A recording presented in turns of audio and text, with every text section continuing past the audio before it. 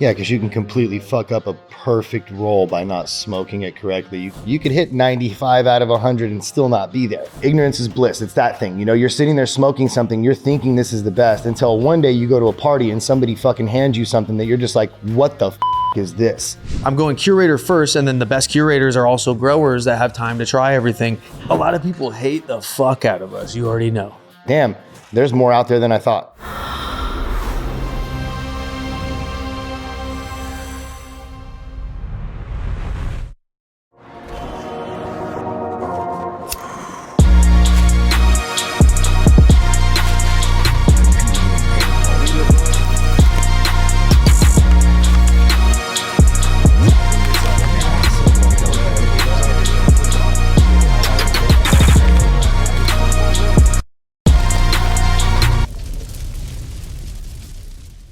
So we're here.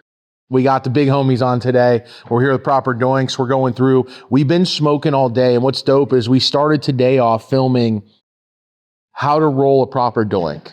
And how to smoke it. Yep. Just as important. Like, that's the big thing. You know, there's a lot of how to rolls, and you know what I mean? Like, a lot of, basically everybody's got their shit on rolling, right? And there's a lot of gangster rollers, but the one thing, if you're not a roller, you better learn how to smoke somebody else's roll and not fuck it up. Yeah, because you can completely fuck up a perfect roll by not smoking it correctly. You can get a horrible experience by not fucking. That was fun for sure. That's gonna be a good one. Yeah, 100%. It's going to be a great one. And like, we start to go down this crazy, crazy journey of learning so much pretty weed out there, so much sticky, good grown weed that I like. Even me, it's like, I start to want to dive into their process to be like, why is it not having the flavor it should? Why Maybe is the transfer, hash, you know, but just not for burning. But like, as a grower, right, 23 years now, I look at someone's product and I go, it's looking like it's checking every box. And then when I go to burn it, there's a lost in translation that happens with, I'd say,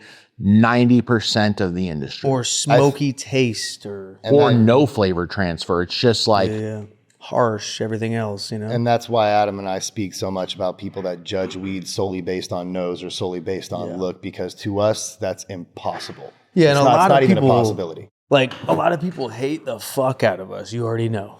You know what I'm saying? But I think it's just because we come out in a way that can be a little abrasive, but it's all to garner attention around a concept that we believe in. At the end of the day, there's a 1,000 light facility that's mediocre as fuck, selling $1,200 pounds, can produce amazing looking, amazing smelling weed. That is no longer cool. That's no longer satisfactory for being on the top shelf, fetching the highest tickets. You know what I mean? Like, the game's changing, how it smokes matters. And I think it's just pissing people off that it's like, wait, you're telling me I can't just ride a hype wave anymore and people know? Well, because you know what I mean? Growing something pretty is a lot easier than figuring out how to check a box that sometimes isn't just prevalent in understanding, right? Because you're saying there's a loss in translation of flavor, or there's smokiness, or there's this issue, there's static, I've heard you say. Something that would stop you from smoking it to the end. Fill in the blank. But they don't know how to fix that sometimes. So that's a tough thing. So they look at you like, you don't know what you're talking about. Well, or it's a defense mechanism of like, let's discredit these dudes and their whole theory so that it doesn't reflect badly on my batches. Until I can figure out how to get it right, then they're cool. Yeah. Because everyone that was talking shit 2 years, 3 years ago, and now they're all on the same hype. And we don't hold it against nobody because we're very hateable people online on it. You know, we don't mean to be, dude. It just comes off that way. You know, it's a formula. For sure. You know what I'm saying? But I think the most important thing you said right there, Lance, was don't know how to check a box. You know, the thing is, you know this because you grow. You know, you're a grower and you understand this. There's so many boxes to check. There's so many. So like, just one is it. Combustibility could fuck up all the boxes. Though. Absolutely. You know what I mean? There's a couple of different things that could fuck up every single other box. So you could hit 95 out of 100 and still not be there. There's not many individual boxes that could destroy all the rest of the boxes. Combustibility, what some people call white ash, which is not, nobody just gets excited about looking at white ash. That's not what it is. It shows that it's combusting right. And if it's not combusting right, the flavor won't be intense. It won't be pure. It won't be as accurate. It's not going to stain as hard, and it definitely won't probably be coating. And it probably won't be smooth. The purity, every single box. Yeah, the purity is the thing with the combustion thing as well. The purity is the thing that's affected the most. You get so many backgrounds and so many faults. Instead of getting the actual, exactly. You know, like, do you buy a zip so you can smoke half of it and put the other half out? Or do you buy a zip to smoke every gram? I mean, I guess if you're buying bongs, that's chill. You can just buy some mids and enjoy the first hit. And bongs will let you get away with that. You know what I'm saying? Yeah, but if you're not in a doink, if you're rolling doinks and you're putting them out halfway and you spent $400 on those doinks, then at the end of the day, guess what? You just spent $400 on a half a zip, not a zip. Well, and also, like, if you're just going to be judging something and if you're going to enjoy cannabis, why not try to enjoy the best cannabis? And like what I find is the number one thing I think is in the industry, the biggest problem with weed is lack of flavor transfer. That, like, I'll get pretty weed, I'll even get very good smelling weed, and it's pretty and it's sticky and it's burning white, and there's no flavor transfer. Or halfway into the joint, just halfway, 8 to 12 hits in, 60 to 70% of the flavor's gone. Whatever was there. And you start to question, is it me? Am I tripping? And then you start to, we have these sessions with other notable people who are QCing the top flavors of the industry. And these are guys who, built on their records of QCing, are the top, not just like saying these are the top guys. Like, they're QCing hundreds of flavors, and we're sitting down and we're saying, yeah, dude, it's losing flavor. And is it genetics, or is it, have you changed anything in newts? Like, what have you changed? And it's like nothing. So we start to go, wow, so genetics have a play. Too, dude. It changes every time, dude. And certain terpenes like Skittles, let's say, and things like that, the flavor changes in 2 weeks from harvest to cure. And even, like, let's say you leave it on the plant an extra week. So people are chopping it early. It's just such a volatile, crazy market. And it's the number one thing I think people are lacking is flavor transfer. Because you get a lot of pretty weed. You don't have to know why to know what. You don't have to know why the flavor disappeared to know the flavor disappears. People are like, you guys aren't growers, this and that. I'm like, well, yeah, fuck. We can't tell you how to fix it. We're just telling you what we're experiencing, and it's undoubtable. You know what I mean? You don't have to necessarily be a grower to know what. Is it that they don't? Let me ask you this, Adam. Is it that they're lying to themselves sometimes? Yeah, 100%. Or is it that they don't have the palate to understand this? Because some of the guys, because like you can not be a heavy smoker and still have a good palate. Yep. Because that's another thing is like you have to smoke an ounce a day. It's like, no. I think there's a lot of different factors that go into that when we're speaking about growers specifically. I think it could be that they're drinking their own Kool-Aid. I also think it could be that maybe they don't have that great of a palate. But I also think with a lot of growers, they're not exposed to enough weed. They smoke their own weed and that's it. The best they have is their 10. What's your compare and contrast? So this is why the side by side is so important for Adam and I, is because without something next to it for it to be relative, I can't tell.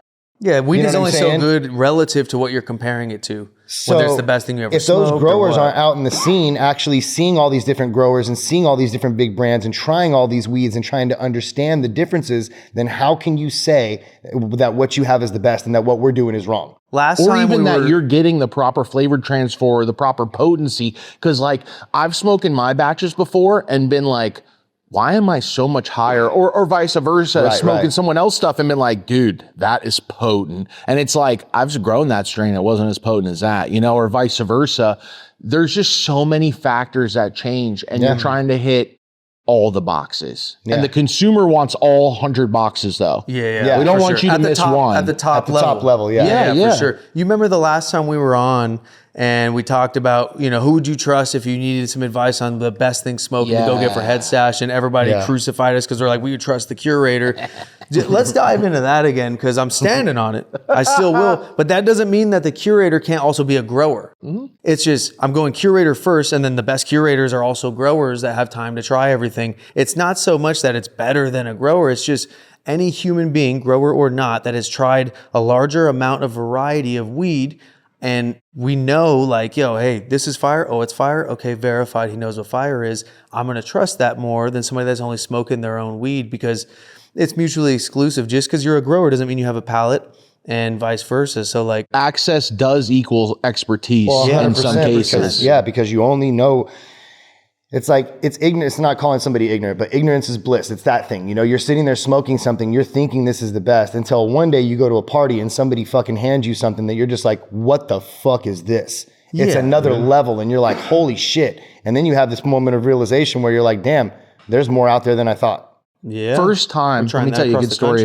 First time it happened for me, I was in a fraternity, and we just started smoking weed, maybe 6 months into actually smoking weed. And I met a guy who actually grew it in houses and would put it in ounce jars. And literally you buy an ounce and it comes with the mason jar. And we used to say his weed doesn't look like anyone else's weed.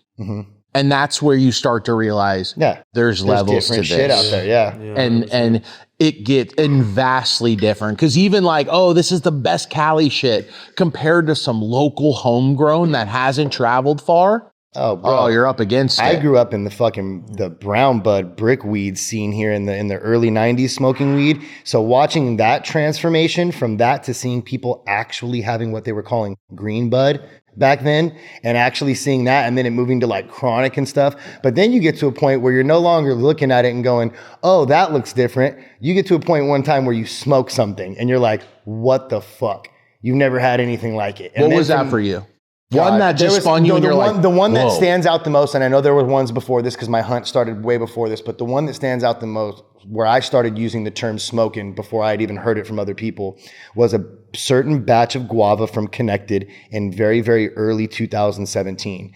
When I was running distro for them, we would get everything and we'd look through everything, and this one particular batch of guava was green. It didn't look like anything else. It was different. And it had this nose on it that was just insane. So we pulled it out, we rolled one up, we smoked it, and the whole time, me and my buddy Blake at the time, shout out Blake that used to run distro for me with them in Northern Cali, we would get in these conversations. You know how it is when you're smoking and then you end up holding the doink the whole time because you're sitting there first talking, smoke of the day combo. right? And doinks go out, right? If they're not combusting correctly, right? Well, he's sitting there holding this. We're talking for a good 10 minutes, and we look down and we're like, it's still smoking. And so we started using the term like, that shit's smoking. Like it won't stop billowing. smoking. That cherry It just does not stop. Yeah. It was so good that we called the lady that ran the distro, shout out, and we called her up and we were like, hey, can we get this at cost for head stash? She's like, yeah, everybody wanted the purple one, so no, we couldn't even move these. She was just Meanwhile, like it's the straight. best I want to shit. talk about that. I'm not letting that go. Dude. We'll go back to that. Yeah, for sure. But yeah, I think that was my first point of like actually realizing that there was this higher level that can be achieved, and that I needed to start seeking it. Well, and that's why I trust the curator, going back to that of like, bro, like, think about this. The curator has zero fucking value to the marketplace other than their picks, right? Of growers like, yo, I put in all this hard work. I fucking play music to my plants. I fucking, you know what I mean? Like I put all this love and attention into Zero it. loyalty towards any grower. It's towards the batch that's smoking. Dude, so if I'm thinking like, if I'm like, I need fire head stash, I'm like, ooh, I want to support him. He's dope. I hope he goes so far in life. If I need absolute fire, he needs to move his work. There are growers though that also meet yes, that description, and that's what 100%. for everyone is not black or white. There are crossover, but there are. But here's the thing, and there is for sure, and they're the best, dude. Shout out to all of them. We'll probably go through some because they're tinkering on their own, and then they're going out and trying people's stuff and going back in the lab and tinkering. That's running through it, combing through, finding the shit. But at the end of the day, I've never had one brand where I didn't spark up a bad batch. No. In the history of the show, I can't name one where I didn't have a bad batch. And so at that point, it's just like... Actually, yeah, you can. You're a liar. Yacht Club. Really? Oh, yeah, because we've only had one strain. Yeah, one strain. Yeah, but this is the issue. Okay, yeah, he's a rookie and he had one at bat and he hit a fucking triple. That's awesome. You can do that, right? Yeah. But guess what? Over time, what's the batting average? And that's what this is, though. This is literally seasons of play. For real. Yeah. And honestly, like that's why, and I know Adam will probably feel the same way as me. And I know they're in the middle of transitioning still. They got a new grow that they're in. But for me, the epitome for me and like thinking of consistency over years is Jordan. Blueprint. With everything that they did with Connected and Alien Labs, and then moving over to Blueprint, everything they did with Lindy and Chef, just knocking everything. The consistency level of the ability to produce fire batches out of that camp, I believe ratio-wise, on the Mount Rushmore. High. Yeah, it's higher than a lot of others. Now, there's other people that are up there. Obviously, Dave Preferred Gardens with Mike and Blaine and Alex. Like Tenco. Like there's some people up there that are in that same bracket. I put Wizard Trees there. Wizard for sure. Scott's there, absolutely. Dude, we're probably forgetting so many. No, but you're LA Family Farms has been hitting that stride a lot. 100% agree. But we're also talking about, in my opinion, when you mention these, Paul, is the top 10% of the people in the whole entire world. That's a fact. That's a fact. And people Maybe are going to freak out when they hear that, but that's like I've been to 5-6 countries smoking weed. I get all these samples from everywhere, from a 250 watt light in a garage or in a closet to 2,500 lights in a facility with $5 million worth of build. I mean, on and on. And one thing I think we've all learned, it's in the grower. It's not in It's the the driver, not the car. 100%, dude. We've had fire cocoa. We've And had it can fire help. rock wool, Obviously. soil. Yeah, if you get all the veganic. fucking tools and things and gadgets that can it'll help, pour it'll ya. help you, right? It can Yeah, I mean, he's got a bunch of money. Yeah, it'll help you for sure. But you still got to put in the work. You still got to put that 10,000 hours in to understand that plant and understand how they react to things.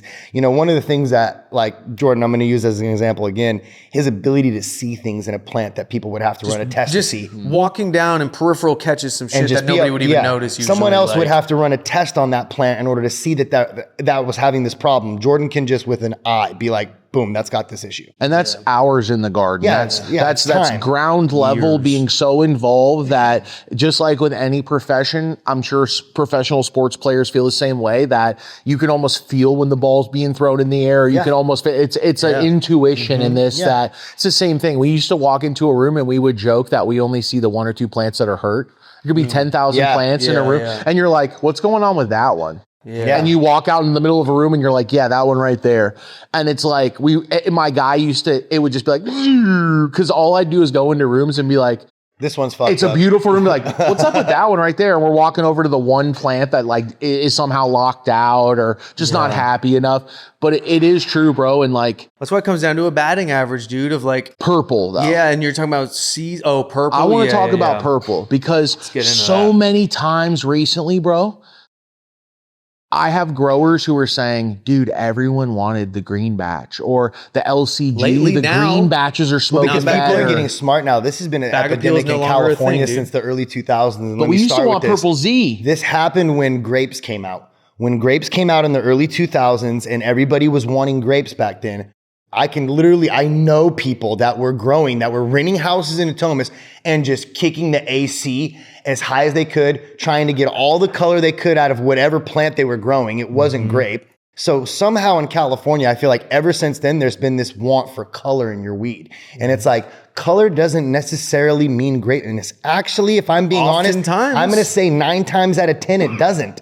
9 times out of 10, it's the opposite. Yep. And so I think because we used to get paid more though for purple weed. Well, of course, 100%. And so that's what used to drive. Let's not fool ourselves. But what are people getting paid for now? Smokeability, which is what they need to be getting paid for. Purple's irrelevant. That's the whole point of the mission when we started. We're like, yo, dude, this was like back like 2020. We're like, with this little mission we're embarking on, the only goal is not to get credit for like any type of waves or any shifting or anything, is just to see the industry pull away from nose and bag appeal and start paying growers for smokeability, so the right people putting out high quality smoke, regardless of marketing ability, regardless of anything, they get paid naturally by an educated top shelf market that knows what they're looking for, and it's becoming fucking, but you can't preach your way into that. So we're like, how can we entertain them, trick them into fucking caring about smoke quality? Well, we make that the thing of the competition. Fuck bag appeal in every episode. Fuck, nose, all this shit. Unless it's smoking, then it matters. And now that you mentioned this, it's a bonus. But if it doesn't fucking smoke, then it's all, what are you going to smell? Damn, I'm so happy this smells good. What am I going to do? It's not smoking, but I can keep smelling it. Like, okay, if it doesn't translate, like, who cares? First Smoke family, no matter the guest, we're rocking raw and Elements papers. Whether it's the Elements king size wide, the raw fatties without the crease, so you still get the king size wide, but with unbleached and uncreased. Something we've been loving on the show is the raw king size blacks. And when we're lighting up, the Phoenix. This is awesome. Flintless residue, windscreen with a poker. No matter what products you like from Raw, you can check out genuineraw.com, and that gets you to all their affiliate links to purchase these products direct from them to make sure they're raw authentic. Genuineraw.com, First Smoke of the Day sent you. Also, people I think don't realize sometimes that the reason it's not smoking is because they sprayed latent flower. And of course, that's a lot of different things. Because they had but let's talk about some of the other reasons. Because it had lockout and you fed it too hard at 6.0 EC for fucking. See, this is where we don't even know, dude. But this is why I bring this up, because it goes back to, well, why isn't it smoking? And you have a hard time telling me it was because of a good reason, that it was a positive reason it's not smoking. Yeah, See what I'm saying? Yeah, though? yeah. And so that's where I go as a cultivator, that I go, I know 4 or 5 things in my repertoire that will not make it smoke properly. If you've done all the other stuff right, which is what most growers will tell you. I've done everything right. Okay. Let's go through that list. Yeah. What is right? It's uncomfortable though, because I mean, it's a hard box to hit. So if you judge your harvest by that high standard of smoke quality, then now it's like, ooh, I'm going to leave a lot of money on the table. Let's ignore that as a criteria and just try to focus and keep everything how it is. Look, dude, I got bag bill smoke quality. That's stupid. All that white ash stuff, that's stupid. Don't listen to them. Let me ask that. Is it That's worth the it? vibe. Is it worth chasing good smoke, or can I believe it is. Growers are probably like, man, I can just not give a fuck. I'll perp this out. I'll swing my temps from day to night, 12 to 14 degrees. I'll perp everything out. I'll feed it 6.0 EC. It'll be blown out. It'll smoke black ash. It won't have any flavor, but I'll hit luck 3 getting pounds more of than a light. stack. And not only that, Probably 800 not only really that, right now. That's a business model. not only sure. that, how many brands that do that do you know that are big and relevant in that top That 10%? aren't struggling right now. That are in that top 10% we were just That aren't talking allowed about. to go out of business. There's not one Love it. person there. Yeah. There's not one person. Love, you love do it, that, you're meaning love struggling. that point. Now, not to run that back to people what are you were struggling. just saying, I just want to say this for cultivators, because I know a lot of cultivators get mad at us about the curator know, thing. dude. I'm sorry, But cultivators. because We we do just this said for this, you. and it made me think about this, right? Dude, we started all this, in the beginning, and it's morphed into a lot more, right? But we started all this because we wanted growers to get their fucking shine. Just the that right were growing growers. fire. If you were fucking putting out something amazing, Who's and putting you, out fire and that nobody hates knew us? who you were You know what because I mean? somebody was white labeling your weed and putting it under their brand, we wanted to give those growers a platform and let them get their flowers, because we know they have the hardest work. Now, in the process of doing all that, we found some curators that know what the fuck they're talking about. Yeah, so dude, and in that's value too. Yeah, and it's That's value. what the and customer at the end of wants. the day, Good batch. I think that those curators, their lifeline depends on having good batches. Yeah, exactly. And it's different than being one grower Their in one pride is on facility, the or let's line. say you have 3 facilities, right? Or me, who's not a grower, who can travel to 30 different facilities if I'm tapped in and go search through and find the batches. Does the connoisseur customer give a fuck that you put in effort if it's not smoking? Nope. No. So they're thinking, who am I most likely, who has the highest batting average? This white labeling brand or this grower or this team that does both? Which one is it? It's going to be one of these two. Not usually just the grower. They got to move their work. They got to keep the lights on. Fucking, You know what's it is what interesting it that you is. say this, because I was like, okay, let's parallel it to something else. Let's think outside the box. Like, let's say you're a food company and you're like, I'm a curator of foods. So if you like fried chicken, I know the best fried chicken place in LA that I'm going to source fried chicken from for you. Oh, you want Peruvian food? I'm going to source the best Peruvian food. I'm not stuck. trust him in And his so palate. exactly. And so that's a very interesting You get to take, relax because and you have a start peace to of go, mind. this guy has a great palate and he's not locked into his own restaurant. And then people are going to hate me because I'm a pride is grower I'm literally, and people always say like, why are you always on the other side? You're always in the middle. And bro. put it this way, though. I just can You're see realistic. from both sides. And I used to tell pack gods all the time, dude, you are in such a great position because no one ever asks you or Doja and all these other guys, hey, did you grow this? And they don't care. They care that is it smoking? Yep, And your cool branding and your play on it and your everything. And like for them to just appreciate what you're doing and not have any detractive statements of like, well, dude, what did you do for this? Or what? It's just such a great position to be in. Flip it to, and if you're the grower of that, wow, dude. And there's only a handful, I put wizard trees in there, where they have their own strains. They're growing them to a very, very high level Bred, selected, grown. and choosing the right phenos, because we've had guys where the like, palate and the cultural understanding of Dude. the marketplace to understand what to choose and what directions to go. Wizard knows that shit. He's in the fucking mix, so he knows what direction. He's not fucking doing a bunch of bullshit with Super Boof or whatever. Like he's really like putting some fucking heat out there, looking at like, yeah. So it's funny, dude. We just calculated our top 15 over the years of doing these duels. We just went through and fucking calculated. We have a rough draft right now. I'm curious to see who's in it. wow, listen to this. So let's just go through though real quick. How many strains do you think total have been smoked in this? Oh my God. Hundreds. Hundreds. From all over the country or all over the world? Well, we Pull had, up this video. we've had some out of country, but yeah. We have a video we'll send you. Throw it on the screen in this episode. We started just taking paper judge kits like in November, and we've had hundreds of duels before that. We have a stack this thick of judges' score sheets from November.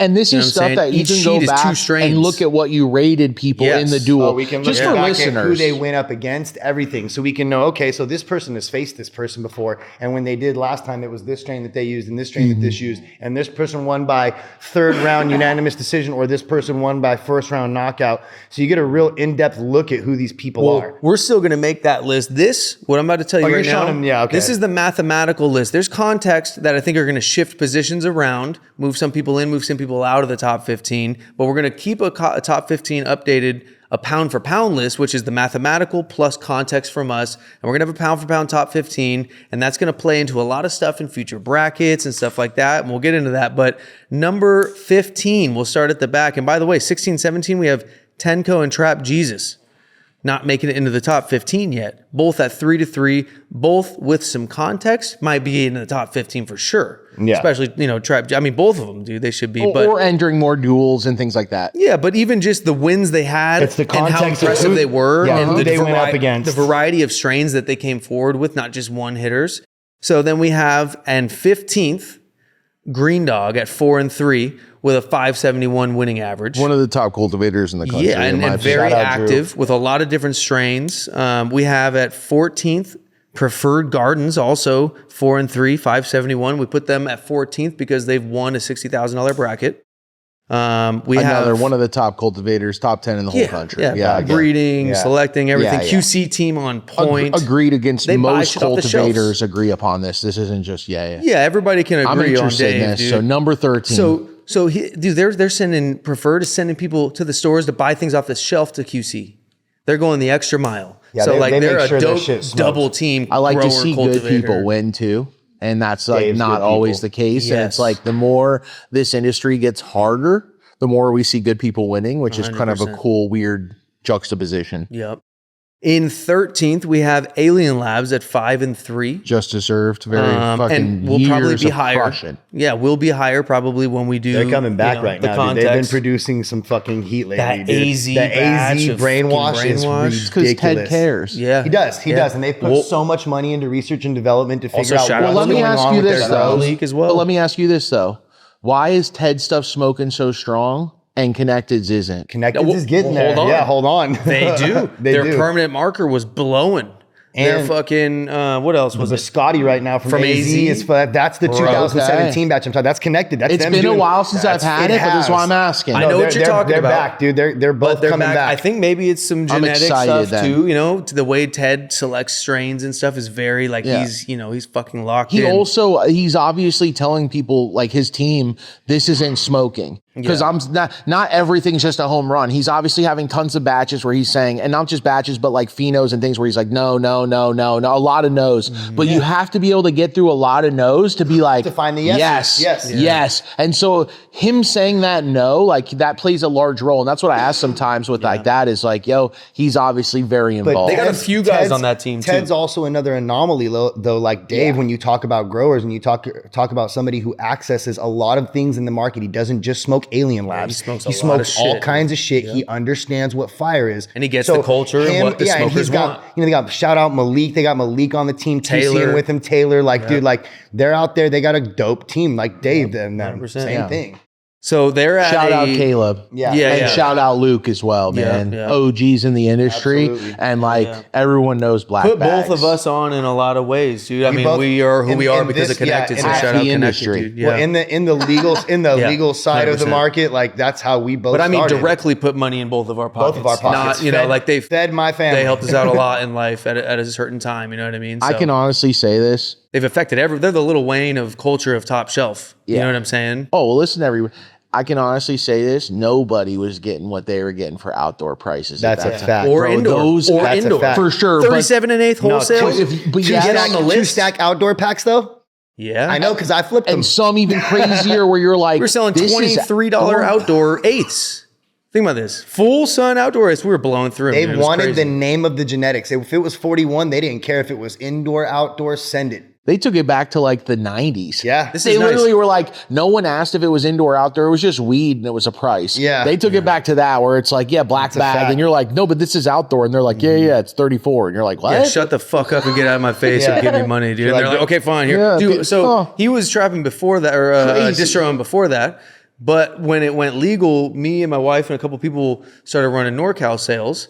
And I would go in, and I didn't have a lot of context going in. I didn't really understand the gravity of what I was representing at first, I'll be honest. I would go into stores that were in legal troubles with Caleb and them, battling it out. And like, so here's my territory, just so you can understand. San Francisco, Sacramento, Vallejo, right? And a couple other areas. 3 stores, 2 of which have a store for Connected in the store competing with them.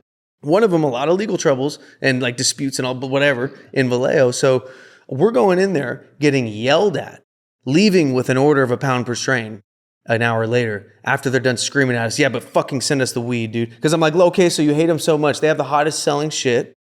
We can agree on that. It's obvious, a 37 1/8 sold out every day. Yeah.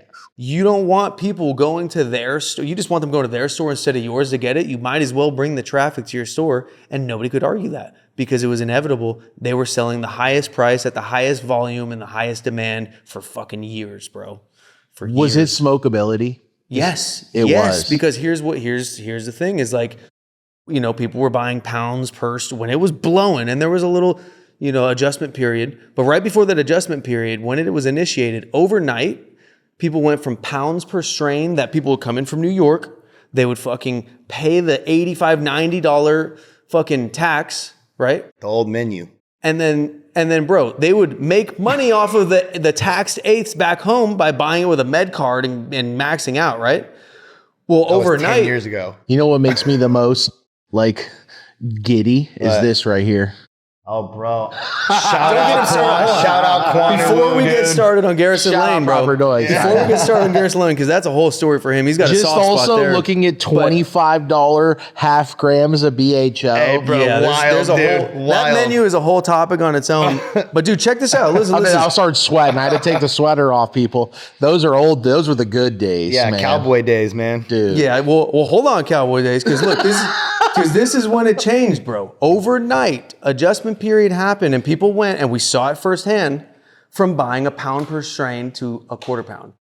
Because the people that were coming in from all over the place to max out their med card because it was smoking, when it stopped smoking, immediately overnight, one harvest, sales cut. You know what I'm saying? So it's like, it's all smokeability. Let me ask this. This is something I get asked a lot, guys. And like we do a lot of topical stuff when we get together because we're very in tune with the market. What did you roll up? What is this? Tell us what it is. So this is Zootopia by LA Family Farms.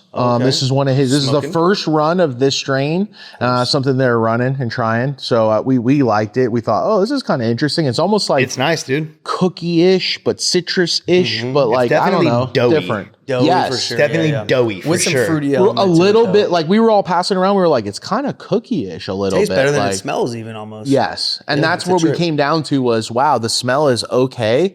But when you smoke it, it's actually surprisingly good. And it's also first run. If you ever ask a cultivator, first run of a new strain versus second and third, I always go into it saying your first run with a strain is usually 60% of its potential. Your second run should be 80 to 90%. And your third run of a strain should be about 100% of its potential because you're able to dial it. You're taking it days. You're cutting off of a stabilized mom.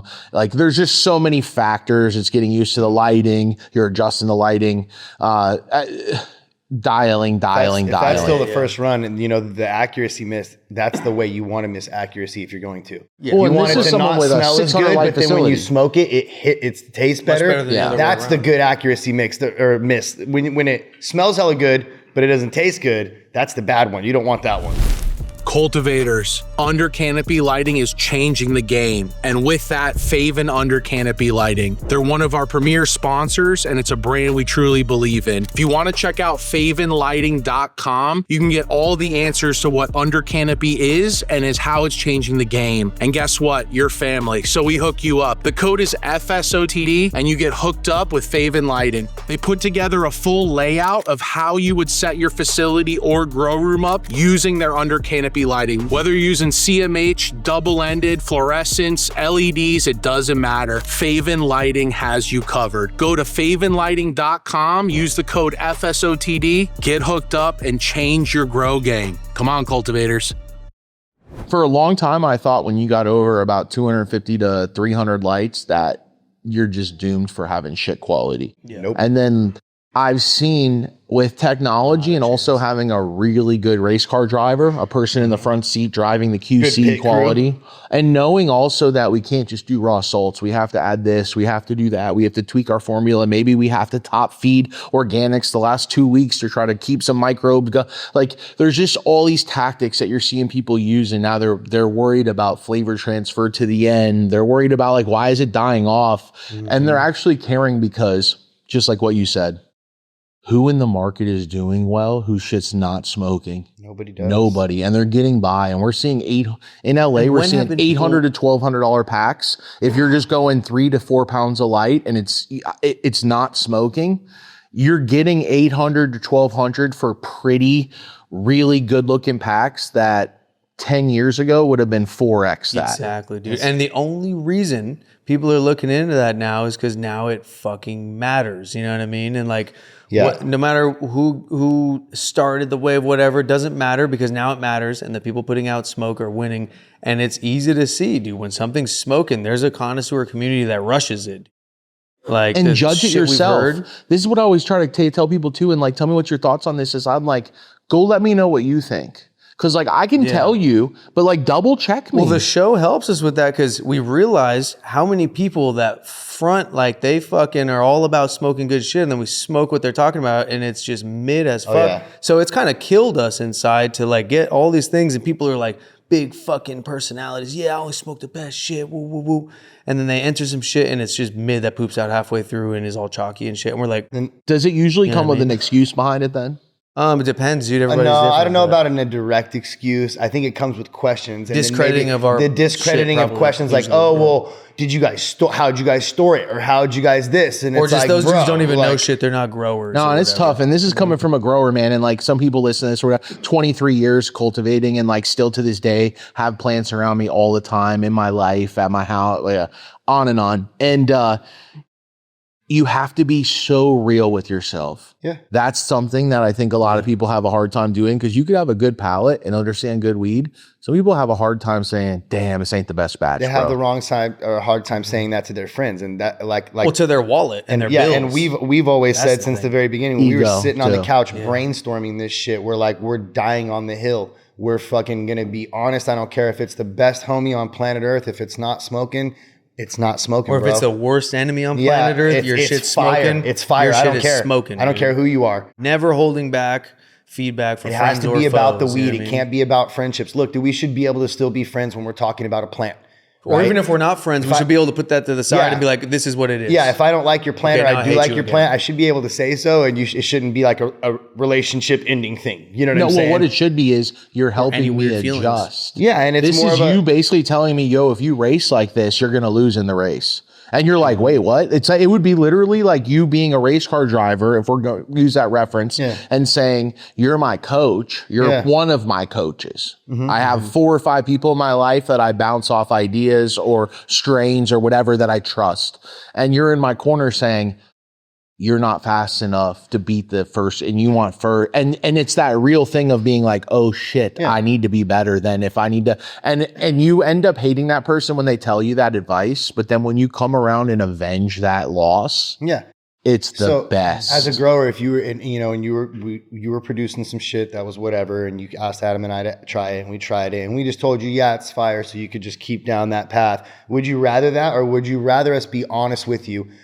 And that way you could figure it out and maybe bounce not like I said, we don't know shit about growing. We can't tell you why, but we can tell you what we're experiencing and what needs to change. And then based on you being the grower, you switch that formula. You tweak and figure that out. It's 100% that, bro, because I'm going to tell you 9 out of 10 times, and maybe it's the type of person you are, and not everyone, obviously there's nuance to every conversation, but not every cultivator is going to be a great head on their shoulders, just like not every person. But let's say most people, when you tell me this isn't smoking, I could tell you immediately what I did wrong. Yeah.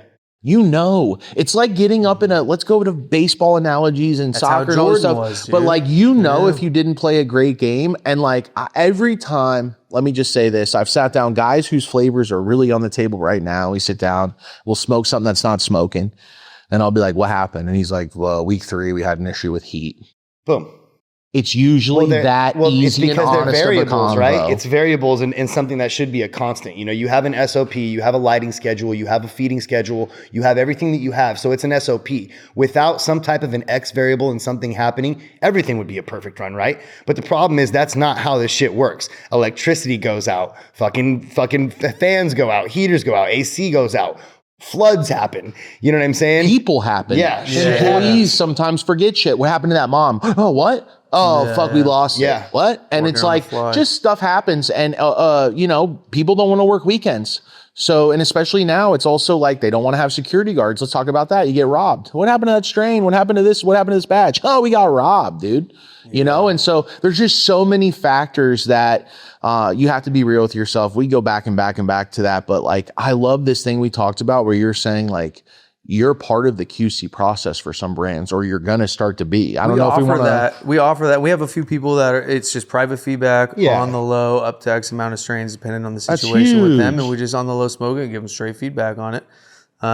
It's just, you know, having the time. We got to pick who we QC with carefully because we already drop a video every day. Yeah, it's tough. Bro, you do so much work, and I honestly like commend you so much what you guys are doing, and that's why you're like one of our reoccurring guests on First Smoke. Doge has been on like 5-6 times, Preferred Gardens 5-6 times. Like we have certain people that we have really good convos, and people love the convos we have, so we do reoccurring. And like I just love watching your content, and I'm blown away by how hardworking you are, bro. Appreciate that, bro. Yeah, people think it's just smoking weed. It's like the pre and post production of an episode a day, dude.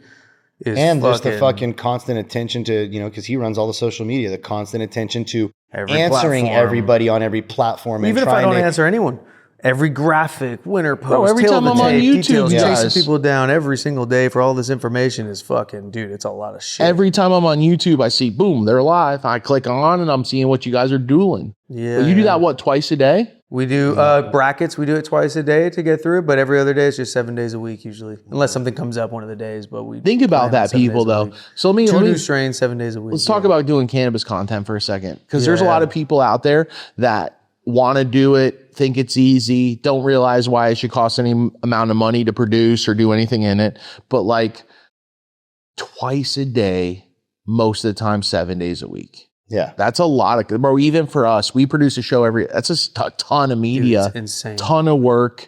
I got the baby coming, dude, so I'm like, run it up right now hard. I might have to be like 5 days a week when this baby comes, you know what I'm saying? Might have to pull the reins a little bit. But we're going to try to do more, you know, put out actual content shit, because the live videos, they don't get any boost from the algorithm of the platform, so they don't get very many views. So maybe put out some normal ones. But yeah, dude, it's a lot of fucking work, and you know, it's nice to talk to people that understand the fucking shitstorm behind actually putting out content. I didn't know. I thought it was as simple as a camera. And it's like, well, then no, you need this camera, but then you need this lens, and everything is 3,000 or 5,000. You gotta have these mics, and you need this cord. Oh, and by the way, if you're gonna do that, you're gonna need a mixer to connect all those things. And this is just stuff to do a basic thing. Yeah, this isn't like people are like, oh, you can just get away. It's like, yeah, if you just want to be not like 3 or 4 cameras. But yeah, dude, and it's crazy because because you're passionate people, you apply that to this and you start to go down the rabbit hole of like, well, let me do a really good job at this then. Yeah. And shout out Sean, you know, the producer, who's literally working his ass off. Bro, he wakes up 10 a.m., works on the show until 10 p.m. He sends out all the orders. He deals with the customer service. He edits everything. He clips videos. He puts out the live. He's the producer. He's the videographer for the tips. He's everything, bro. And he's just hustling. So obviously, you know, that's salary. Like if you don't have someone like that on a salary, which is another cost, like, bro, you're going to be doing that. And it's already a lot of work without that. So it's just like, bro, to have a team, and then Tino just keeping us on the finance rails, dude. He's just a freaking Einstein level genius that has every decimal accounted for at all times and just lets us be like, yo, creative vision, run.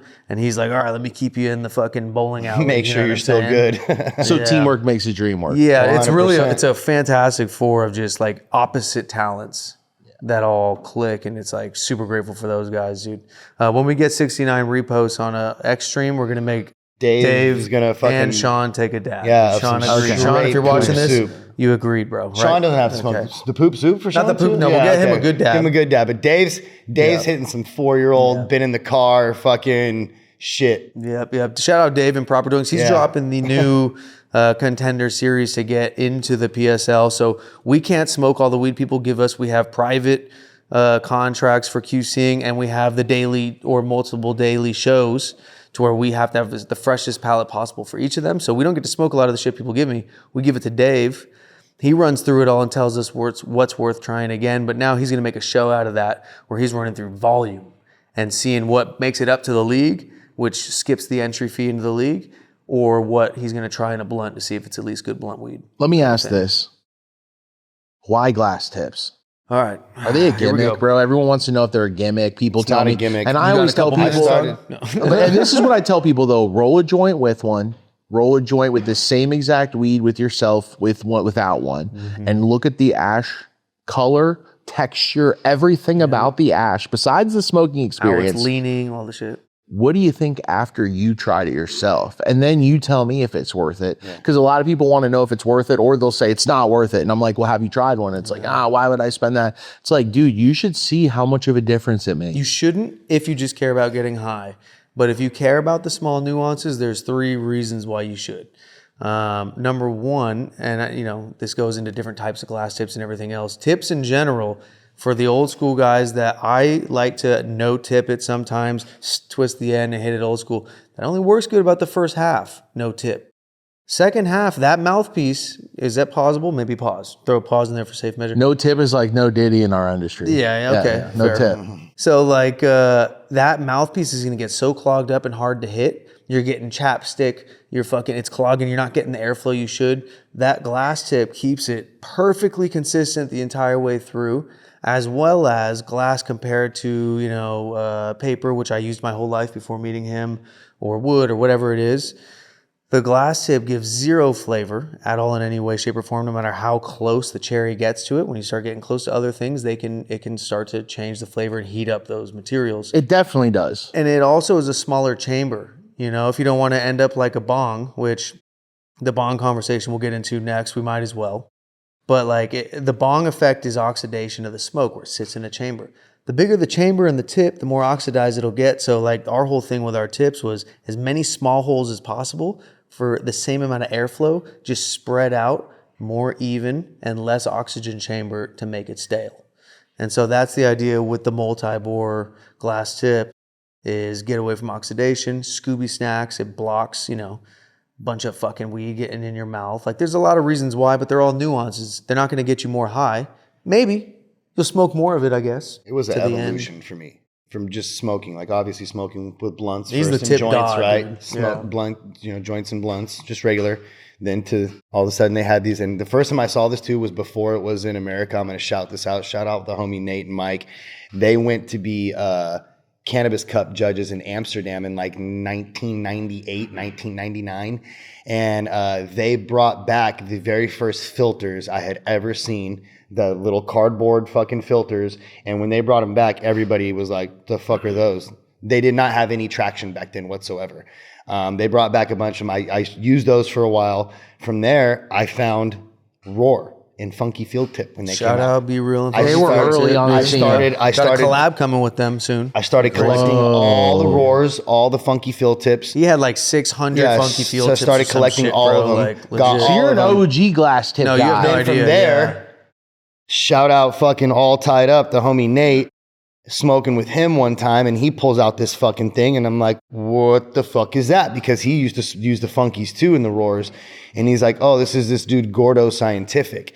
And he tells me about him, so I go look. And then that's that whole story about me, getting into buying their tips and collecting those tips, which eventually turned to us starting this tip company and improving everything and making it better. But that's for a me, long story. I don't know. We might have to save that tea for the Patreon, dude. Paul, do you still have those tips? What, the Funkies? All those that you collected? I sold them. What about all the ones, the Gordos that you collected? Got rid of them. Really? Yeah. All the Gordos you got rid of? Mm-hmm. Well, I kept a few. I have some 300 or 400, I think. Yeah. Rip tips myself. He had more than me. Yeah, I got rid of But together Gordos. we had probably over 1,000 rip tips. So this is something though that you guys have believed in so long that you've actually lived this before. It's because some people might be like, oh, of course they're selling them. That's why they liked it. You know what I'm saying though? If Instagram didn't snipe my account, you could go look at my highlights and go back to 2017, earliest white ash tip 2016, upside down. and But you'll why? see me holding holding a glass tip Yeah. with a doink upside down, showing the ash, showing everything. That's Oil nothing ring, all new to that. me. That It's was something- non-existent anywhere else in the it's fucking something that, internet. yeah, it's something that's 2018, new dude. I to don't give like a the fuck. Show masses me. of people. But dude, Show there me. was Multi-bore. some heady people back there then that was already doing that. But like, why at that early age? Because like, let's just say the you weren't experience. smoking the quality that you're smoking now. Yeah, It's and 16, 17, You are. 100%. Shooting for so smoke. you were chasing that. I want the best I've flavor. been chasing that since 2001. I've been chasing it since he fucked me up when I brought ice cream cake to the sesh, and then we smoked it side by side. That was my first life-changing side by side. So I pushed it so hard because it changed me. I thought you couldn't tell me shit. The I had original- purple frosty shit. You had RS11 from 2018. I threw my shit away, never looked at a fucking doink the same again. It changed my whole life. The very first batch that I got, I'm not gonna tip. shoot his last name out, but my homie Mike in South Sac, way back in 2001, back in the day, he worked for me for a company, and dude was with the shit. And one day he came to work, and he just had some loud on him, and I could smell it from his pocket. And I'm his boss, so I was just like, "Yo, bro, what do you have?" Right? He had the original Grape Ape, and him and his whole family were the ones that were running the Grape Ape. Was this the early 2000s? Yeah, that's what I said. Okay. 01. Oh, the and ape so was so- since then, I've been trying to find it. And you can't Trying to find find it? the The best. ape? No, You lick your and- lips. Yeah, and not just the ape. I'm talking about everything. Like since then, that's when I started focus on smokeability and where I could find things that were grown a certain way, that smoked a certain way, that was different than everything else that I got. That I, for some odd reason, maybe then I couldn't pinpoint everything or articulate it as well. But I just knew that this had something that this didn't. Yeah, it was more enjoyable. First Smoke family, we're here talking to cultivators globally about Drip Hydro, and we're hearing their experience with it. Let's tune into some other First Smoke family and hear their experience with Drip Hydro Newts. I've had issues in the past with other brands kind of clogging up the emitters, especially this time of year at the end of season. We haven't seen any of that, no clogged emitters. I think the stack though with the drip has been a lot better. When I'm testing the runoff, I'm just going off the drip chart. Everything's coming out exactly on the EC that's shown on the chart, so that helps. It's just a lot more efficient with time. I've ran probably every single nutrient that's on a hydro store shelf, tried a product or an additive or something of that. But bringing drip into here, it's night and day. I am like shocked on how well the drip is working across the board. And I'm impressed that everything has expressed himself in this way. I mean, everything looks so healthy. This is the next level of nutrients. Quick heads up for all my growers, consultants, and content creators out there. Drip Hydro just launched their affiliate referral program. If you're already putting people onto a solid nutrient, now you can actually get paid for it. You refer commercial growers to Drip, they make a purchase, you earn 3% commission on every sale. Real money, no gimmicks. And Drip's not just about the referrals, they're building with the community. Think content collabs, co-branded campaigns, visibility for your brand, your work, and your name. Sound like something you're into? Drip Hydro. Feed your fire with Drip nutrients in store or online. Grow generation, Drip Hydro. Do you guys see gas being something that's harder to get good batches of than what It tends to not smoke as amazing as other strains. It tends to genetically have a more abrasive texture of Wispy, smoke. And is that because there's less people growing it, or is that because it's that think what it's you're talking genetic. about? Okay. I don't know, but we don't know why. We just know what. That's Yeah, just I what just it know that tends out to of be. when you smoke What's the something that answer? I has don't know. OG in it or is OG next to anything that is dominant candy or dominant Z or anything like that, you're going to get a completely different smoke texture from both of them. For some odd reason, OG just tends to throw. Now, don't get me wrong, it can. That Yacht Club, The Sean Cron, the Sean Maui Cron, Skunk Dog. like there's some that we just recently smoked that was what you want out of OG. It was the lung expansion, but it was nothing harsh on your throat. and it was thick Accurate, and soothing pure. and everything else. Yeah. No background noise. Perfect. Shout out Drip Hydro. Yeah. Actually, the finals of the gas bracket both use drip. Let's go. And we didn't even know that for one of them. So first it was Sean Cron, who openly uses drip. Mm-hmm. And then it was Yacht Club, who didn't tell anybody tell us he till the uses very drip. fucking last Just stayed second. quiet and shut up and just went to the finals, tore through everybody in the bracket, and then landed in the finals against Sean Cron. The next morning he's like, oh yeah, by the way, I use drip. Yeah. So both the finalists, Both the finalists and use then drip. who won? Or Yacht Club. Yacht Club won, so we thought, ooh, we just had our sponsor lose. Whatever. They know the deal. We warned them up front. We can never do shit like that. You know have what to I'm be saying? transparent. You can lose as our sponsor. But they ended up getting lucky that he did. And then what'd use you do? it. You reached out and you said, "What are you guys running?" No, he posted He the next posted morning. it. Haha, I fucking used Drip. I didn't want to say anything. It's their Yeah. sponsor. And then fucking made the announcement. We're like, get the fuck out of here. Let's go. Because we want to pick a good sponsor. I mean, they've offered sponsorship money before that. We didn't even entertain the conversation because we couldn't vouch personally. We couldn't say we had this batch from this shit used with Drip Well, and it you was guys- smoking. And you're not cultivators, so you can't personally also say, Yeah. this is a great product because I've used it and I know it runs. So for you, you're relying on people it around smoke? you who are good cultivators and say, what are your thoughts on this? No, not even that. Trap Jesus. We're relying on being able to smoke the flower that was Ourselves. grown by it ourselves and Us. say, is this There a you product go. that can Yeah. produce No fire? opinions. And Which is probably the best factor to judge on, is Yeah. literally like, Yeah. is this smoking? So yeah, is like it coming out chalky? Is it coming out smoky? Is it, you know, because a lot of yeah. nutrients you can taste. You could taste BioBiz. I could taste BioBiz all day long. Somebody can grows pull a that out of a BioBiz. plant, I dude, can yeah. almost smell it There's before a I even few. smoke it. Yeah, Yeah, there's a I few. get some stuff where I'm like, dude, I love your flavors, but there's a hint of something in every one it's that like it tastes the seeps into the same. plant. I And won't some even go people into the say examples. musky or funky or Some people- like cool water, sour, kind of like something went bad, like old Yeah. water. but Minerally, there's all yes. sorts of things, but just we finally tried a few things. Trap Jesus, blah blah There was blah. more than that. and we were like, okay, we've tried it. It smokes. That's all we can say. So as a consumer, not a grower, we can't tell you how this is going to run in your grow. We We can finally tell you had it's weed capable that of growing blew. fire. Once again, it's the driver again. Championship level but weed that it's smoked. capable. That car is capable of winning races if it has the right 100%. driver. And that's how we are with every fucking sponsor. We could have gotten more money on the papers, but that's what we use because it's the fucking best.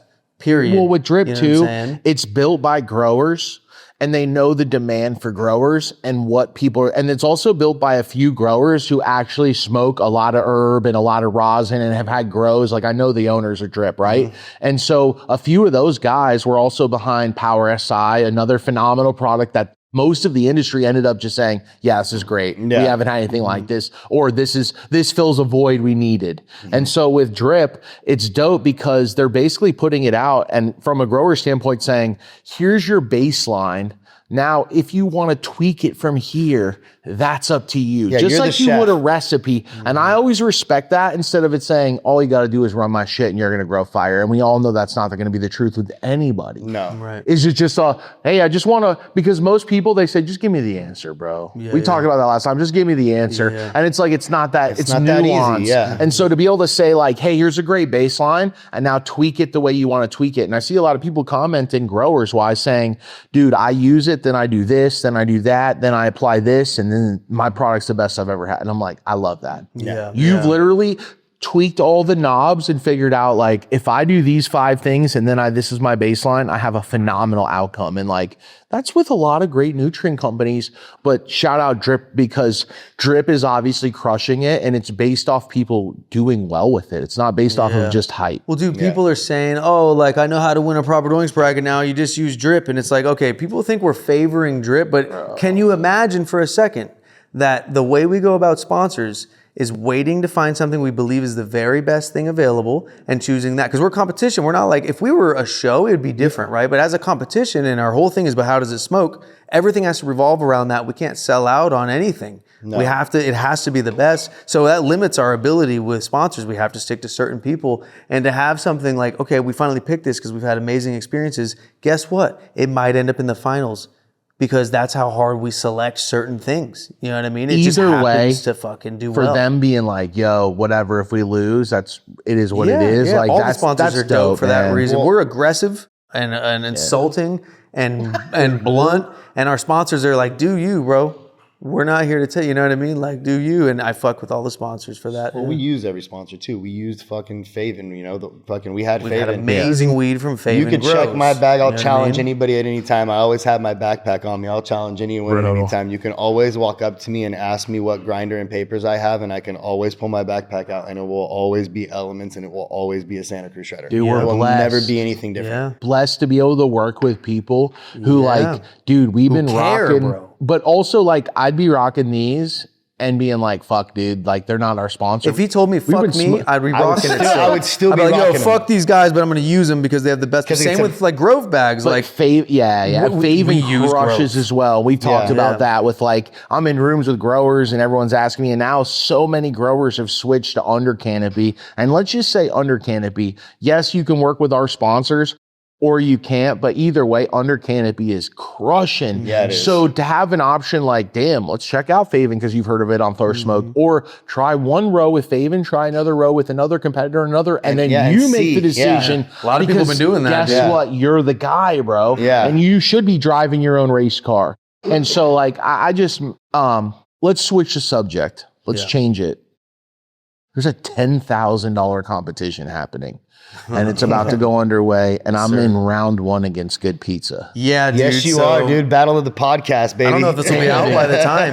You might have one competed person already. to stir the fucking pot. It's Adam, bro. It's Adam. We made a lot of, the reason we did that, everybody's like, dude, first round, this is a finals worthy matchup. We're going first round. The way we see it is only one podcast can live and go on in the tournament. That's the way that it works, dude. We have 35 people in this bracket. I think this is the biggest bracket we've ever had of all time, That's right? huge. So what we're trying to do is, there's been so many times where like, oh, let's put these people in the same quarter bracket. Hopefully we get to see that, and then we never get to see it. So we're like, everything we want to see, Let's just put them first. Let's right make them away, happen. out the gate, dude. And then main character energy moving on, whoever wins. So then every matchup after that is good because it was some epic victory going against some other fucking epic victory. And then it just gets more and more interesting versus like not having the matchmaking. So, you guys are both homies.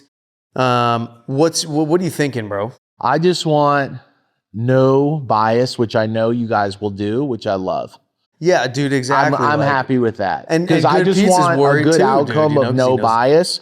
No, and like I've been QCing batches for the last 2 weeks now since when you hit me up. Yeah. I'm like, okay. And then I just, you know what I thought of the other day? I just laughed because I thought about guys who just go around and buy batches, and I thought, dude, 20 something grams. If I was really on my shit, I'd be driving around all of fucking SoCal, driving all the homies like, what do you got right now? What's this? What's that? Yeah. But like at the same time, like I want to get my garden going. And what I've been doing recently is just veg and pheno hunting and strain selection. So LA Family Farms, I think he's running 3 or 4 or 5. I mean, we're ramping up on Are strains. you entering your selection?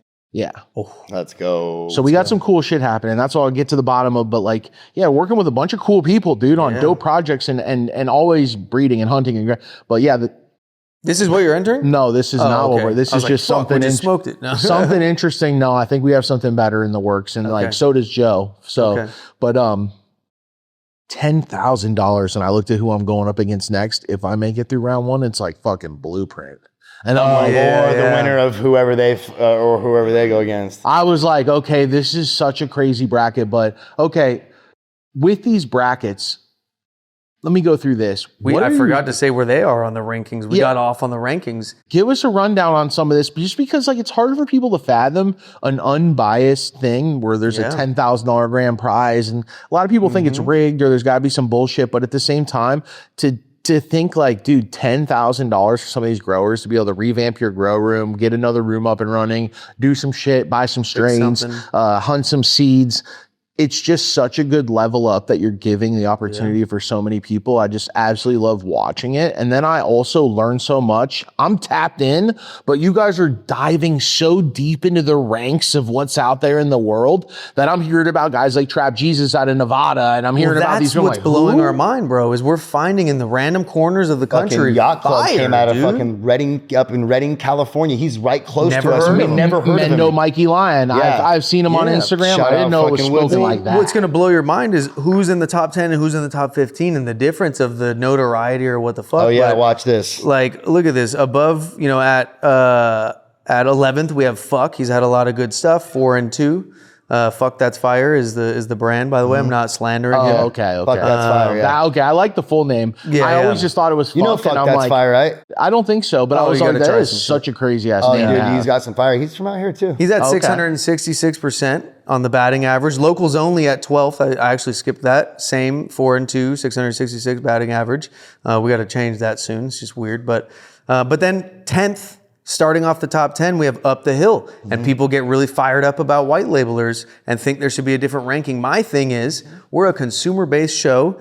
trying to service the consumer by consumers for consumers. That's our whole vibe, right? The consumer cares about what brand can they trust to bring the fire. And I want to mix everybody that services They don't the give a consumers. fuck. They don't give a fuck You if know the what I'm person saying? they're buying it off of grew it or not. So, They don't, you they know, don't what's fucking interesting care. Up the Hill celebrates Up hard, the Hill bro. is also a grower, and just that he doesn't have a cultivation right now. But when I first met him, he came on the show here. He was running a cultivation, and I actually had given him some tips and stuff because he had flipped out about an OZ Kush pheno that we were running, and he ended up buying like a pound of it to smoke that I grew myself. Nice. And he was just like, "What'd you grow this with, bro? What are you using? What are the newts? What'd you do?" And at the time, he was showing me his grow, and he had switched all the way over to like what we were doing, and I didn't know, but it just shows you like, look how much he's been able to scale. Yeah. Also being able to get out of the garden. Well, Which he is, said- there's something to say for that too, because I'm watching how much he's moving around the country. And also I think he has a distro here in LA too, and all kinds of shit. With a cultivation, you're not going to be able to do that. I'm just going to have to say that. So there is balance in life. Like you are in the grow or you aren't. Mix in both, you know what I mean? It's tough to do and both. It's not that we think, oh, that's fair. It's like people go to this. They're like, oh, that's unfair though because he's not a grower. Fair is irrelevant. What the consumer wants is a reliable, amazing smoking experience, and that's what we focus wanna know on. where they can get it. Driving traffic to where can you get it? You can get it from this white labeler. This grower has a high batting average. Doesn't matter. Like, anyone can get it. What else would parallel you know what I that, mean? Adam and Paul? Like, okay, let's think about this like anything else, just to get people who are like, no, that makes no sense. So you go into a liquor store and you're buying a really nice whiskey, and the brewery whose name is on it actually didn't brew it. It was sourced from a different brewery. Who cares? Okay, now let's go to food. You go to a bakery or you go to a submarine sandwich shop or something, and the bread that they sell there or that they're known for, they actually don't bake in-house. It's something that they've sourced from a fucking high-end If bakery. it's super incredible somewhere that's doing things they can't do, why not? Well, Same because thing Let with me a ask you bakery. this: if you take yourself out of the game, right? You're not in the game at all. You don't grow. You don't do anything. As a I consumer, wave a grower flag. So just for everyone to know, like I for side sure. with that I know, over but This isn't everything. against growers. This As is a reality. consumer, let's Yeah, say no. you were never a grower. As a consumer who is let's say a connoisseur that's looking for the best, do you care?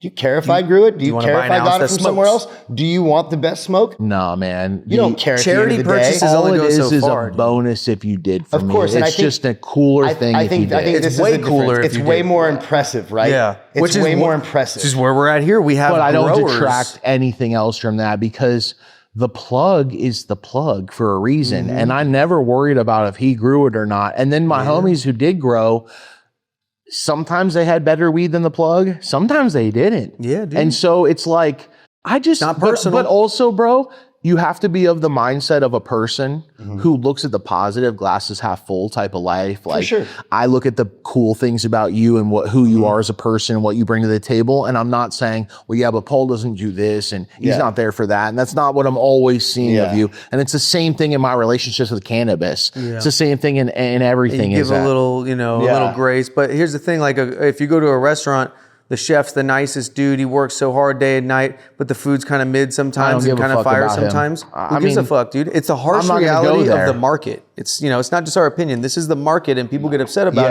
it because they want it to be a different way. But this is just what it is, and so we're just having an objective competition about what it is. These mathematical look, our homies aren't in the top of this. There's random people we don't know at fucking. Does living soil organic matter? No. From a smoker's perspective. No, we've had fire cocoa, fire rock wool, fire living soil, fire non-living soil, But what fire about veganic. if it's not smoking great, but it's fully organic living soil and it's doesn't have a lot of great flavor transfer and it's burning a little tough? Depends on who you ask, dude. There's people that are like, I'll choke through some living Just living to soil. say it's organic and they don't have any kind of synthetics in their body. Fuck out of here, dude. No way. Just is it a good experience? Some people do think the synthetics are so bad for you. I can't prove that it's not. I don't know. But what feels worse for me is choking a fucking lung up on that harsh ass, dark burning organic smoke. Because it's so much tar and debris that's not combusting well that it's like, Well, it's got to be. It's also because I think a lot of people think when they think organics, they think of their vegetables and they think what they've been told about how dirty the vegetables are and how they soak up a lot of the bad stuff.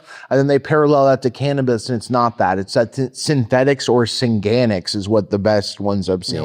exactly. Synganics. That is whatever like, means, it's like a hospital in there. Yeah. So it's not that Medical it's grade. not healthy and clean and that it's, this like, it's just, it's not It's just using not as any- dialed. It's harder to dial a grow like But that. the people that want that, I always say, yeah, seek it out, but it's so much harder to I'm find. curious if we labeled soil, cocoa, where everything would land on this list, dude. At number 9, we got wizard trees. 9. Just deserved. He's 11 You know and what I 3 or mean? 11 and 4. He's 11 and 4. 11 and 4. So he has a hell of a record at 733. And then Packy Grower, this is where context comes in. We've had one strain from him, small batch dude. That strain was smoking, but other batches that we had weren't. So mathematically, he's number 8. Will he be in the top 15 after we go through don't this know. with context? Probably, maybe not. I don't know. Growing Pains, number 7. 6 is Malix out of Colorado. Growing pains. Growing Pains, number 7. Yeah. He's 3 and Yo, 1. shout out to 750. the homies. People got on us when we posted all these clips about them, and we started talking about the Michigan market, and we talked about how dope Growing Pains, and they're talking about their pricing, and everyone jumped on board with it can't be fire if it's $90 a half ounce. We're the ones that say that, but look, we tried it, and it was just was one fire. strain. No, for sure, but Same you- as but, Packy. but it hit the list. Some people, so a bunch of people. Mathematically, it hit the I list. just bro. love talking about that because it we was sit smoking. down and interview people sometimes, and a bunch of people will jump on a bandwagon and be like, "It can't be." That was smoking," us. Or Michigan has all booth. We used and to I'm be like, the same nah, way, but there's a few it's the people. driver. Yeah. Yeah, 100%. You could do it. It's indoor, bro. You could do it Who anywhere. else, who else you know? was it that was telling us that just won something that was like, yeah, dude, my zips fucking, I'm just selling my zips for 200 or something. Who was that? I forgot, dude. Maybe Malix. I think it was maybe Malix. Maybe, and we're just like, bro, we're like blown away. We're like, how are you only charging $200? Oh, I think it was for Growing this? Pains. Was it Growing Pains? Yeah, Maybe it was $200 yeah. zips, and that was the whole thing That's what I'm online. saying. They you do know? $90 half ounces, and Plugging it's out. like Yeah. out the door in Michigan, and that's literally the clip that went viral, like went pretty hard. Was me saying, "Dude, that is a fucking deal. That's what California is missing." That went so hard because everyone said they can't have fire. Then It is, If it's yeah. and I'm Well, like, I no, I'm can't say telling it you is. What we because I had saw was- your episode. I smoked it myself, and I smoked probably 4, 5, 6 strains plus their rosin. Their rosin is even better than their flour. That's what's And up. So I was like, yo, how much is this? I'm just, you know what I'm saying? 'Cause Yeah. That's I'm looking another as a reason- consumer. Yeah, that's the consumer's part. God You know, you damn. smoke something fire and then you're like, hey, bro, you got any more of that? He's like he's like 35 and 440 out the door, and I'm like a grand. I'm like, just top end product People that I don't know like they that grew either. right. People hate that Well, because they're then a it's small like, grow. oh shit, there's other Yeah, fire. yeah. Well, they're not even They that feel small. like though. they feel like Yeah, wait. it's a They're like, negative no, it's type of killing our competition shit. for them and their Bro. ticket and their bottom Yeah. line. We're at the like, end of we the don't day. look at the repercussions of what happens on the market if we show that there's affordable fire versus non-affordable fire and everything in between, or white label or grower. We don't look at, oh, what does that do to the industry? We just blatantly put it out there, let the stats say what they say, and just keep smoking through as much variety of weed as possible. Yeah. Personally, for relativity. I'd love to see You know what I growers mean? that are growing the best fire out there. I'd love to see them get the most money that they can. Yeah, for their straight shit. up. I But hope at the end of the Growing Pains day, raises their if price, they're too. happy with the prices that they're getting and they're living comfortably and they're happy, everybody's definition of success is different. And if they're happy, who the fuck am I to tell them to charge more? 100%. You know what I'm saying, dude? So going into the top 5 now, we have Malix at 6, Colorado. Another guy out of Colorado, single A source, guy out of amazing. Colorado. I Yeah. haven't heard Number that in a 6. while. Yeah, dude. Malik, and he's yeah, blowing Malik single is single source. source, dude. He makes hash fire. hole, Yeah, too. hash holes. Dude. He He's rolls crazy. them, washes everything, right? So, and then we have number 5, Woodwide. Shout out Shout out Mendo Mendo Mikey. Smoking, with the yo. Woodsy. Probably We one of the just top smoked that. smokes of the Yeah. year, dude. But again, he had, I think, one strain still. You know what I mean? So we've only had one strain from them. So all these last ones have been one strain. Whereas now we go into the top 4. We have Sean Cron at 6 and 2. And he is at a 750 as well. But we've had Zope, Sour Dub, Maui Skunk Dog, and everything we've had from him has been blowing. And then here's where it gets interesting in context. Blueprint, right? Batting 800. They're 4 and 1. They entered one bracket, our first one. They won the bracket with Chef. Yep. And they won it for sure. It wasn't no fucking, they're our homies, but they've lost in other brackets, like Olympics, shit like that. And the one was they entered the last bracket with the Baker. And it wasn't smoking nearly as good. It lost first round. It was smoking, but it wasn't like the other First thing was- round. They First lost round. first round out the gate. So that means they're 4 and 1, but the only 2 strains we've tried in the market. We know that they put out a lot of heat, but mathematically, that puts them at number 3. Can I ask this? So when you guys on the show, just for some background, when you guys on the show go, damn, this lost first round, and Jordan or someone that you're friends with sees that, what's that conversation like? Different for everyone, but usually they so let's say with Jordan, does he go, yeah, bro, we did have an issue with that room? Yeah, or I think solution right away. Yeah, Jordan is the first person to admit that if something did go wrong, he'd absolutely say it, or if not, he'd be like, fuck, I was dealing with this and wasn't able to be in there every day like I wanted to, or He's whatever. harder on his weed than anyone. He's always than the us. first one to be like, all right, I'm getting back to the fucking drawing board. Like he's always the, he doesn't. But he's never blame us. like, damn, no, you guys are wrong, bro. No. Maybe some of the growers, like, people, but like not him. Yeah, he's always like, 100%. Like Dave's the same way. It's just interesting because like that's how I feel about the guys I talk to too. When we not off camera, when we're actually talking about, we're smoking your flower or batch to batch, or even vice versa. Usually the convo is pretty solved easily when we go like, what do you think? Da da da. And they're like, it was this. And you're like, oh yeah, it makes sense. Okay. Yeah, and it's usually more than one thing. That's another thing I want to say is it's a combination. People want black or white. You messed up one thing. No, you can mess up one thing and it'd be drastically changed, but it's usually a combination of 3, 4, 5 things that don't add up that then create a bad run, or what you're not looking for in your run, or lack of flavor, no transfer, burnability sucks. It's just all these that taste planty. What is going on? It's usually when I talk to cultivators, it's more than one thing. Well, he would sit down and be like, okay, I changed this, and this round. I want to see what it does. I'm not going to tell you what. And then we smoke it. And we're like, okay, I'm getting less of this, more of this. And he's like, ooh, I bet you it was this and this. I'm going to try this next time. And harvest after harvest, we would go through shit like that. And we could just see the differences. So we did learn a lot about like certain things. It's not everything, but certain things. Smoker standpoint. But HPS or LED? He's never but hurt. HPS. That's one Smoker more time. standpoint? Yeah, that's what I want to know from you guys, HPS. because you guys have been asking, which I love. I love that you've been expanding upon when I get to see who's entering the competition, what they're running. That's so sick, dude. HPS LED, here's the nutrients and here's the medium. Fucking love it. Dude. Batting average, I would go HPS, but I've had incredible batches of LED. I've had good too, so it's batches hard to batches say. of LED, but I don't think LED's ever won any of our shit. I think it's all been HPS. Like Trav uses his LED and he crushes it. Yeah. But didn't necessarily win a bracket, but So that's has what I'm saying. championship. All weed. bracket winners, champion winners, February. they're all HPS. And so Yeah. for me, I'm old school too, dude. So I'm just like HPS. I think we could be wrong. Let us know if But anybody I watches will this. say this: there is one other thing that won, but HPS, LED, and the mix light. Yeah. The sun, the LED. That's a different level. That's a spaceship. Which, by the way, preferred entered mixed light into this indoor sweets They did bracket, again, the dessert yeah. bracket. They I'm entered more guessing mixed probably light. LA Family Farms did as well, correct? Mixed light? Yeah. So there you go. Let's Like go. sun? No, mixed light. No. We're I'm talking Dave's sunlight. sunlight. Oh, Dave's, that so have you mixed never light. been to the spaceship? So think about that though. Let's hold on before. Yeah. So they won off of mixed light. So you're They talking. won So I'm telling you, this is what $60,000. Dave's place And then is. LA Family Farms won Zamosa, the one that you guys selected, off of mixed light LED mixed with HPS. So sun, Dave's is all three. Interesting.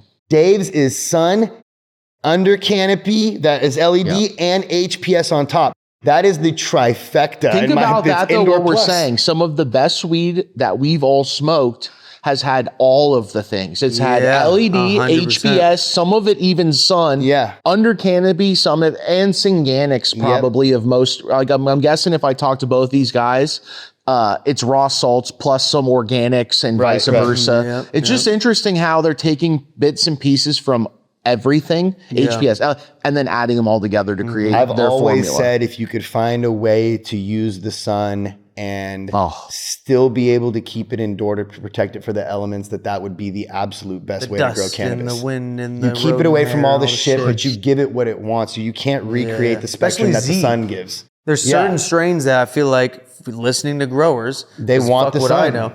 But they're saying, dude, certain shit just loves the sun. Yeah. You know what I can say about that is that I've seen videos of Z growing in dep houses and in like hoop houses, even on like Skittles pages and stuff.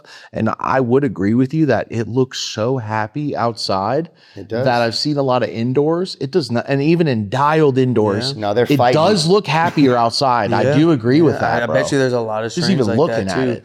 But yeah, I mean, that's the, so I mean, it depends. I guess if you look at all our past duels, HPS would be the one, but there's a lot of nuances there. And I don't know how to really say like, this is the best. Maybe it's the best because that's what most people use. And that's, I don't know. And that's the volume of shit we've had. But What's up with Arizona? Is it smoking out there? yes, Dude, bro. and they got a culture, bro. Dude, they got a Yes. sick culture of That people lounge. that high understand lounge and shit. smokeability. That's they have people out there that understand what fire is and a cool ass community. It's a niche thing. You know what I'm saying? There's not a ton of people, be honest, in the community that are like at the level of understanding smokeability that a lot of us are at. But in Arizona, dude, they're with the shit. Dude, it's a whole squad Who's out smoking there. out there? Okay, I'll tell you what. First of all, probably the headiest dude in Arizona, Jay, AZ Canna 100%, Selections. dude. He's a fucking curator, dude. He's a beast. He's so young and he's already so with the shit, and dude. everybody knows him, dude, everywhere he goes. He's on our channel early and he's the first guy to say, yo, why hasn't this interview dropped yet on FS? Because we drop all these interviews early on FSOTD.com. So weeks early. So he's the number one guy that will hit me and be like, yo, that was fire. And I'm like, damn, that's out already? And then I'll panic being like, where's that out? And then it's like, oh, on the website. Oh, yeah. He's holy shit. engulfed in the culture, bro. Engulfed in it. Just like immersed in it. But I'd say Yeah, other than 100%. Jay, I mean, I'd say, Well, that's who knows the smoke. yeah, I'd say Pico, Legends. Well, yeah, in terms of what smokes, Yeah. dude, Legends, yeah. that's what you said, right? Yeah. Legends smokes out there, right? Shout out, No, I just wanted shout to out swerve Smoker the- Burl, the guy I saw you sit down with. That's Yeah. the homie. He's represented Blackleaf like 10 years, that kid. Like, I met him a long time ago, and dude's in AZ wearing hats and working for different. And then to see these guys' journey, it's so dope. These passionate guys.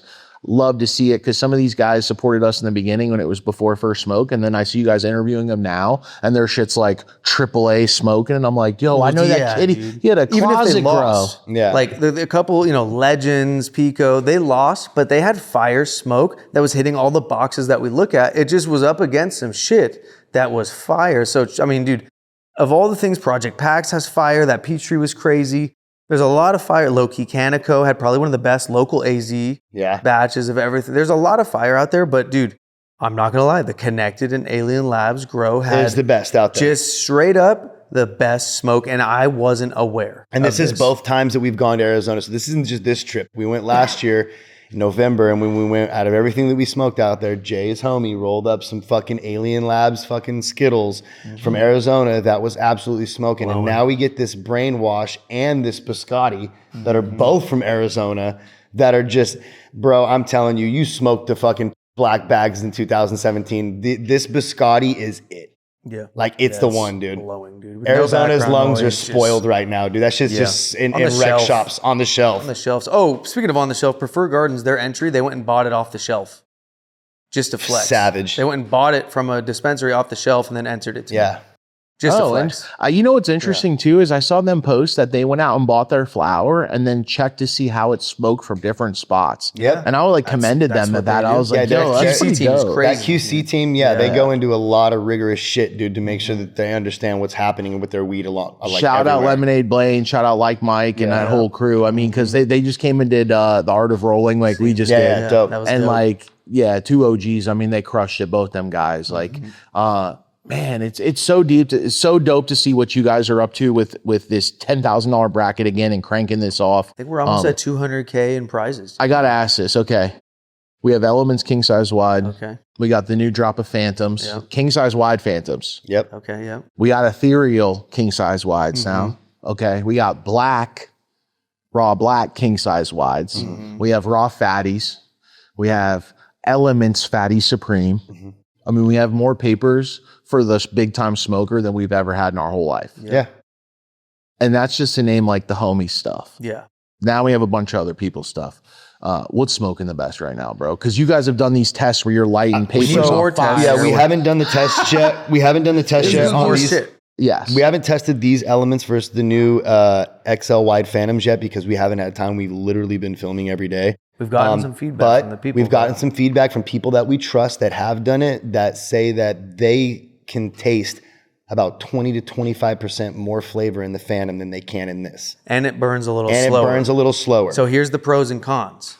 You have the Phantom, the Ethereal. The Ethereal is the thinnest.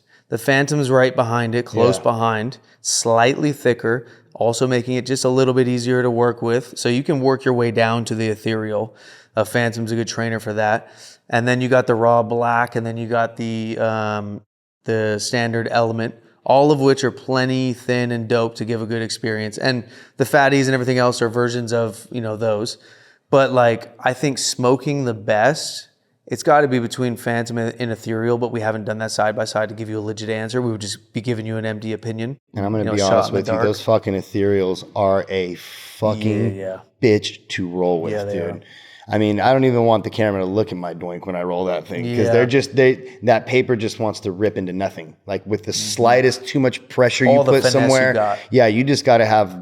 But when you get it, it's like an achievement. Yeah, you got to have soft hands around the greens, dude, in order to fucking land that one, dude. It's the biggest flex when you hit it, though, dude. There's people, if you can hit it, it's shout out Smoker Toker and Low. Like, dude, there's some people putting out Doinks, Ultra Blaze. Fat Andy. Ultra Blaze. I just got to smoke I was in Berlin, Germany for Mary Jane Berlin, and Fat Andy was in town, and we got to smoke. He just sat there and rolled for like 2-3 days straight. Got you a doink. He's the number 1 or 2 contender hash hole roller in the PSL. He's up there, dude. He's badass. Speaking of which, first and second place on the list, almost fucking forgot. Second place is weird.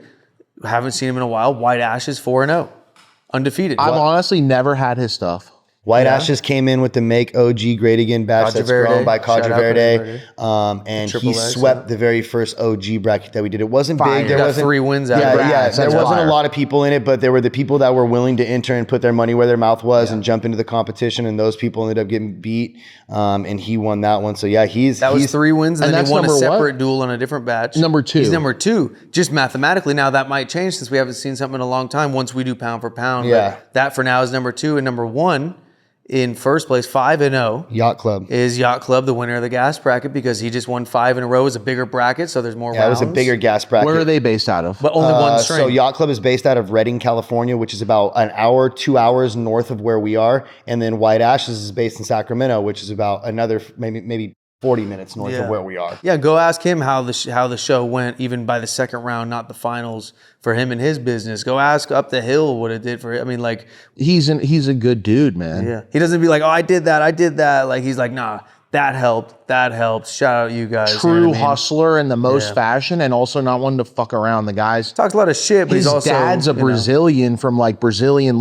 If you want to know more about Up the Hill, go to our episode with him and check it out. It's dope, bro. His dad's like one of the first Brazilians that came into San Diego and taught Brazilian jiu-jitsu.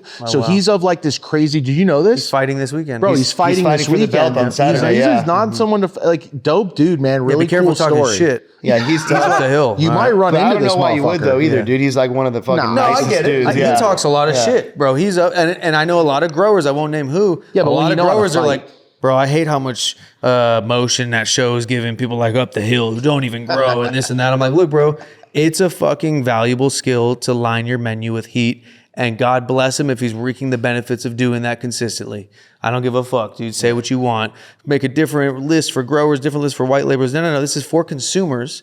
And as a consumer, look who does it fucking well. Up the Hill's one of them, dude. I want to ask take this. That away. You guys allow entries from all over the country, and if all over the world, if they can get it here. So that's what I want to talk about. Just get it here. Yeah. But this is what I want to say is that like there's always this big battle of like who grows the best weed, and no, it depends on the grower. It's the state. Well, there's also where talent goes, and like talent always converges at meccas. Like if you're a model, you go to New York City. If you're in fashion, you go to LA or Milan, Paris, things like this, right? And it's where fashion, it's where meccas are. It's where like industry is. Yeah. And so California being California, it's a mecca for cannabis. There are great growers. We talked about growing pains. We talked about answer the question no more. But like overall, what state's the best? What state is producing the best fire? Volume, it's got to be Cali. It's Cali for sure. But is it because there's more growers per capita? Here? Yeah. I don't know how to answer that because I think maybe Michigan or Arizona could take it per capita. I don't know. But maybe not. Maybe Cali still does have it. I don't. It's tough because there's way more growers in Cali.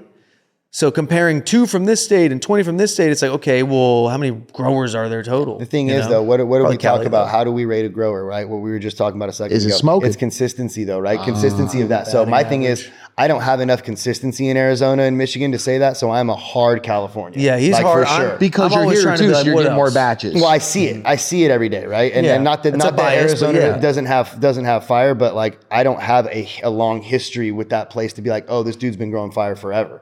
I don't have that there. I just have It's what also I've smoked Cali recently. influence in Arizona. Yeah, 100%. You know what I mean? Yeah, everywhere in the also world. partially Yeah. why it's You fire, go to mainly Germany, why you go to it's fire. Spain, you go into the coffee shops, and then you ask them what's the best thing smoking, and they'll tell you for 5 minutes all the Cali stuff, and then you go like, no, I want local, and they go, Yeah. Yeah, people and they take look it, at you like, let don't me know what think you can do with hard that. now, you know, or they have to really rack their brain for what is smoking. people take it wrong. They hear Cali, oh, Cali has the best weed, and they think, oh, that means the environment in Cali means you can grow. No. It just happens to have the most amount of heat. You know what I mean? It's like we're not hating on other grows. Or other states. They're doing a great job. It's just Cali right now, dude. Well, the happens reason to why have it. California is the Mecca, let's be honest, is before, and you know, I've been around for this long, before indoor growing was a thing, this is where weed was grown. It was grown in Humboldt, in the fucking, on the coast. It was grown in California. from that growers from all over the place. Yeah, of Because of course. many reasons, not Yeah. only just environment, but also environment culturally and I think it's politically. culturally It and was the politically gold when it rush. comes Yeah, back to yeah, the yeah. hippies and it comes back to Medicalization, people yeah. that were out and actually going to Afghanistan and getting seeds and bringing It's them been back. loose out here Yeah. too. You can run warehouses. Not many other states can you just run a warehouse and the fire department not show up for fire inspections. Right? Like that shit just doesn't happen, motherfucker. Like you don't do Yeah. that in Florida. And you're like, hey, the fire department wants to know like what's going on with this building. And you're like, tell them to leave. That shit don't just happen. Yeah. And so like California also has been such a mecca for this that it draws the attention of all the best growers. And like most of the guys I meet out here, if I ask them like, where are you from? Most of them are from here. No. They've come here because they're like, I heard it's a good place to be if we're like this. Yeah, 100%. Okay, so then let's pivot since I know that's going to ruffle a bunch of feathers and stuff about California. Well, yeah, we're just saying it's the growers that happen to be in Cali that are, but it's not that they can't. Those growers could go move elsewhere, or there's other people in other states that can grow They are. fire. It's not that Cali's the only place that can grow fire. That's not No, what we're because saying. Ted and them are a perfect example of what in they're our doing history, in Arizona. we've just tried the most fire from Cali. It just Yeah. happens to be that way. That's where the cookie crumbles. What do you think about High Times changing ownership now that Josh is the owner? And we're going to see, it sounds like a revival of High Times magazine, but not the magazine though. Yeah, Right? I think it's fucking dope. I think it's sick. I think it has a fuck ton of potential to become what it once was, which was actually something that was for the culture. And that's not just the magazine and the content that it provides, but that's also competitions, legit awards, things like that. Like, I think it has a lot of potential and I think it could go great. Yeah, I think it used to be like kind of like if you're friends with so and so, if you rub shoulders with this guy or that girl, like, you might get lucky and have a favor done for you, get an article, and then also cover really dope shit still, but in Yeah. between it's like that. Whereas like I hope it just becomes about like the real culture. It's what come I about mean? the Like, people. Yeah, and not the cultivators, the personalities, all the different parts of it. I know growers come in like you got to just only interview growers, and then other influencers come in and like influencer more.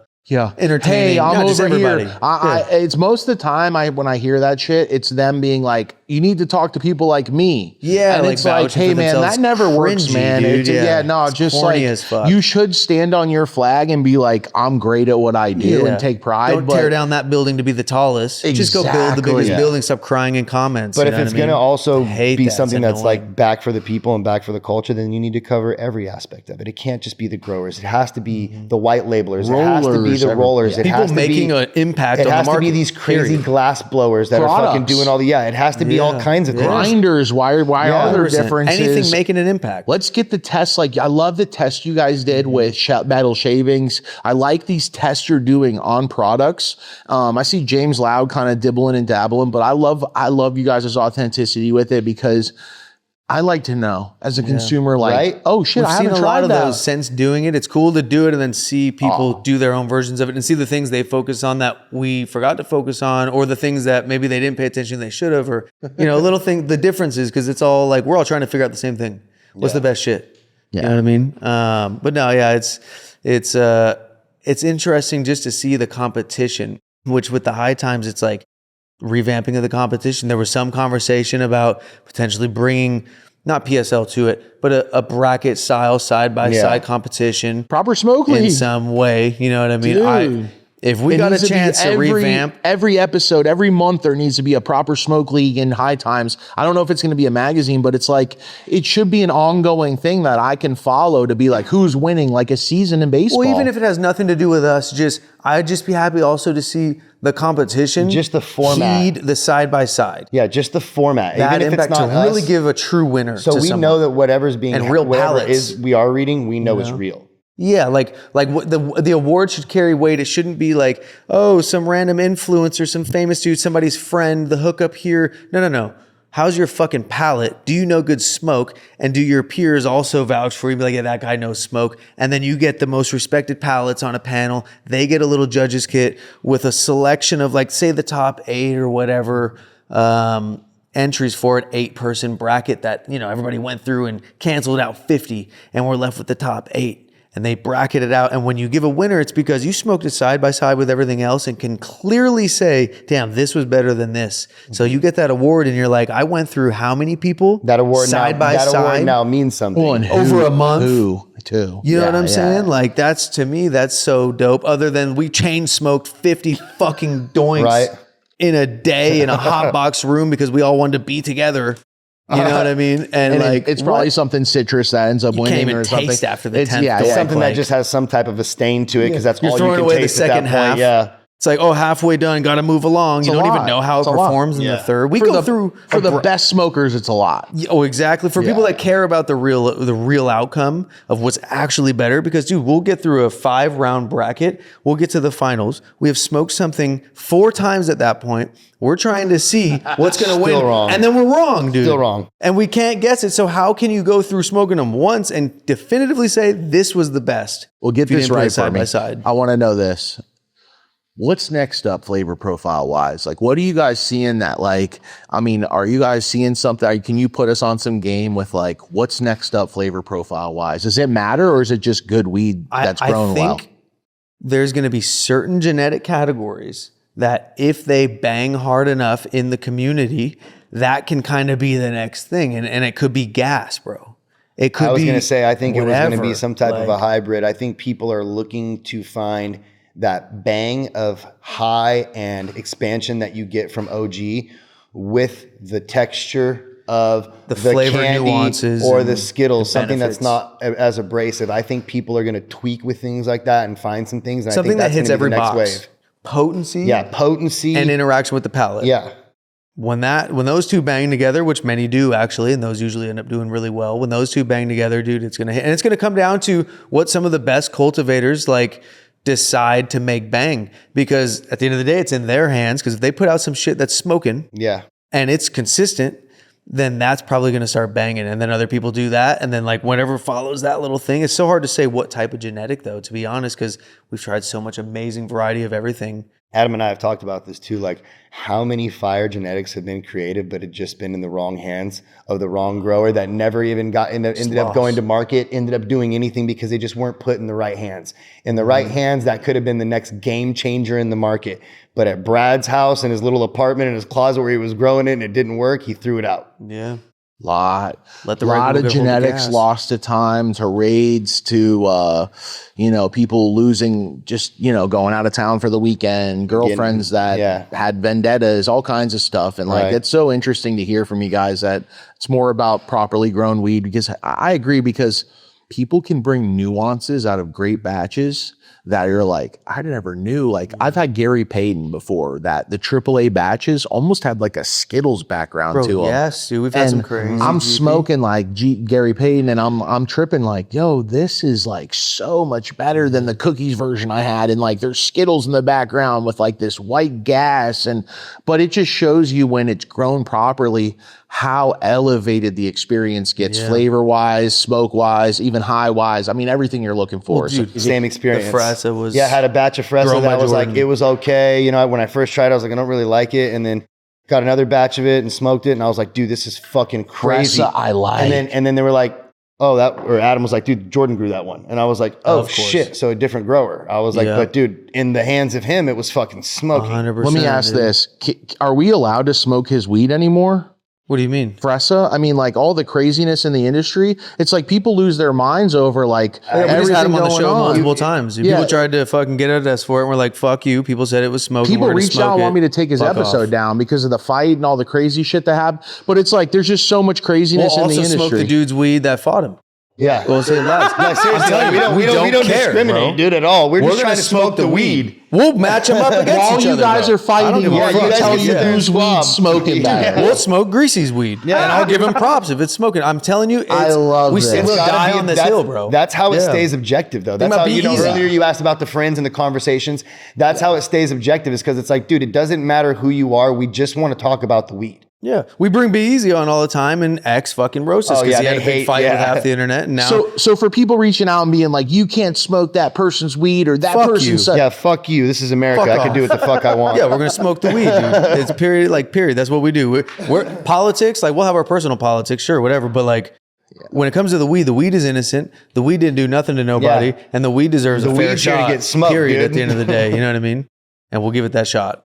I love this. I love it. That's a great time. I mean, it's man, it's just so interesting to see. Unless they're a paperwork pedo or snitch. Yeah, if you show yeah, me if the you're paperwork, we won't do paperwork, it. that's yeah, you know, show me the no, for paperwork. sure. Yeah, I if you're totally agree paperwork, with then that. it's done. Or but- paperwork beating a woman's ass or something like Yeah, that. just like something fucking out of foul. line. outrageous that's Yeah. provable. Otherwise, bro, every time we have an episode, Everybody's- my DMs full of dirty Yeah, laundry. everybody's got shit to say about everybody, The but every shit I time we know. go like this, we go, show us some paperwork. It's crickets every time. Womp, womp, It's like, womp. okay, well then and never it could mind, be dude. true. I don't know, but we can't Or that jump on person's it. like, We can't how do you jump on not it. know this? How do you not, dude? Every single person I've almost ever had on here, the ones that don't get that, I'm like, wow, this guy, either you've never been anywhere or like he's really that clean. But it's like everybody has some dumb shit to say about somebody, and it's their opinion, so you don't know how much weight The to things I put found in out it. later that weren't true, and I almost said something, but then I found out later it was proven not true, and that's why I'm like, I don't say shit unless I see paperwork. And also, my like, take business, a dude. breath, take a step back, let it evolve, see what happens, and then make a judgment. Yeah. I think a lot of times people rush to judgment they're and quick they to jump on a want to side. condemn. There's truly and two I'm like, sides let me to every think about story. this. It takes me a minute. Like, maybe I'm not as quick as you. Yeah. Let me think about this, take a breath, and then see where we are at this. But like, so we're talking flavors, we're talking smokeability. We're talking traveling all over the world, high times. I mean, we're going through all this. What are you guys up to right now with like what are you working on? Couple things, dude. I mean, in terms of new segments and stuff, Yeah, and like tips, like what's going on? Yeah, with the that's what I thought tips? you were Like, going the to. tips. I want yeah. to know what's up. Yeah. we So- just expanded pretty big on the tips. Yeah. We got a polisher that's out right now, which is stopping us from releasing some tips right now. So if you're watching, we apologize. We're on it. We're trying to The get tips it are fixed. out by now if you're seeing I this. never knew how much work went into making the tips you Oh guys. my God. You're talking about they're this fucking- It's not polisher like out? the Yeah, they're normal, intricate, like, yeah. you know, you got your normal glass tips that are like a tube pinched, and that's easy as fuck. You could bust those out all day, cheap as fuck, and Won't name all no these names. designs. No, I mean, no disrespect to them either. I mean, at the end of the day, you do the right branding, and it's still worth a high ticket if you do the right branding and market and everything else, you know. But the cost-wise, they're easy as fuck to make. Skill-wise, they're easy as fuck to make. But they can have some crazy cool designs and colors that multi-bore doesn't have. So they have their value for sure. But these are like fucking Dude, it's insanely 14 hard to make, tubes, dude. you know, coupled together that they fucking, you know, heat and fucking Weld and them all twist together, and fucking twist. pull and They shatter and it's shit, Not, like, it's not dude, it's easy hard, like a lot of bro. these other ones are. And They're I want a different. 13 Full millimeter to size. 13 Yeah, and millimeter. I want it, and I no want it to be cones. cylindrical. I don't want it to be a cone. It has Yeah. to be, you know, a 0.02 taper from end to end. Yeah. So Well, it's, and once you see the process, you realize why they're the price they are and why they're also not mass produced in the way they are. And the ones that are look mass produced. yeah. But it's just, and we never want to be mass produced. Yeah. That's the thing. So what we're working on is now, and this is the first time we're announcing it. Actually, we'll do it on the show. Is we've never had a wholesale option before, and we're going to start including a wholesale. But we're going to take our top 10 countries that buy the tips. We're working store. with one glass shop from every country for exclusive drops in their country. It's going to be colors and designs they can only get in their country potentially. It's sometimes some more, you know, less limited stuff, but that's going to be its own little segment. So we're going to have our online drops, which are going to stay at that 100, 150 per color, never released again. And then we're going to have maybe 300 to 400 in wholesale going to different countries so they don't have to pay the crazy ass shipping and everything else. Granted, the website will still have the very limited drops. Yeah. There's just going to be Those will always be at home. semi-limited edition dropping wholesale with small drops of limiteds as well going to the people that buy the semi-limited. So wholesale options are finally coming soon. Shout out PF Glassworks. We're doing some big moves with them right now.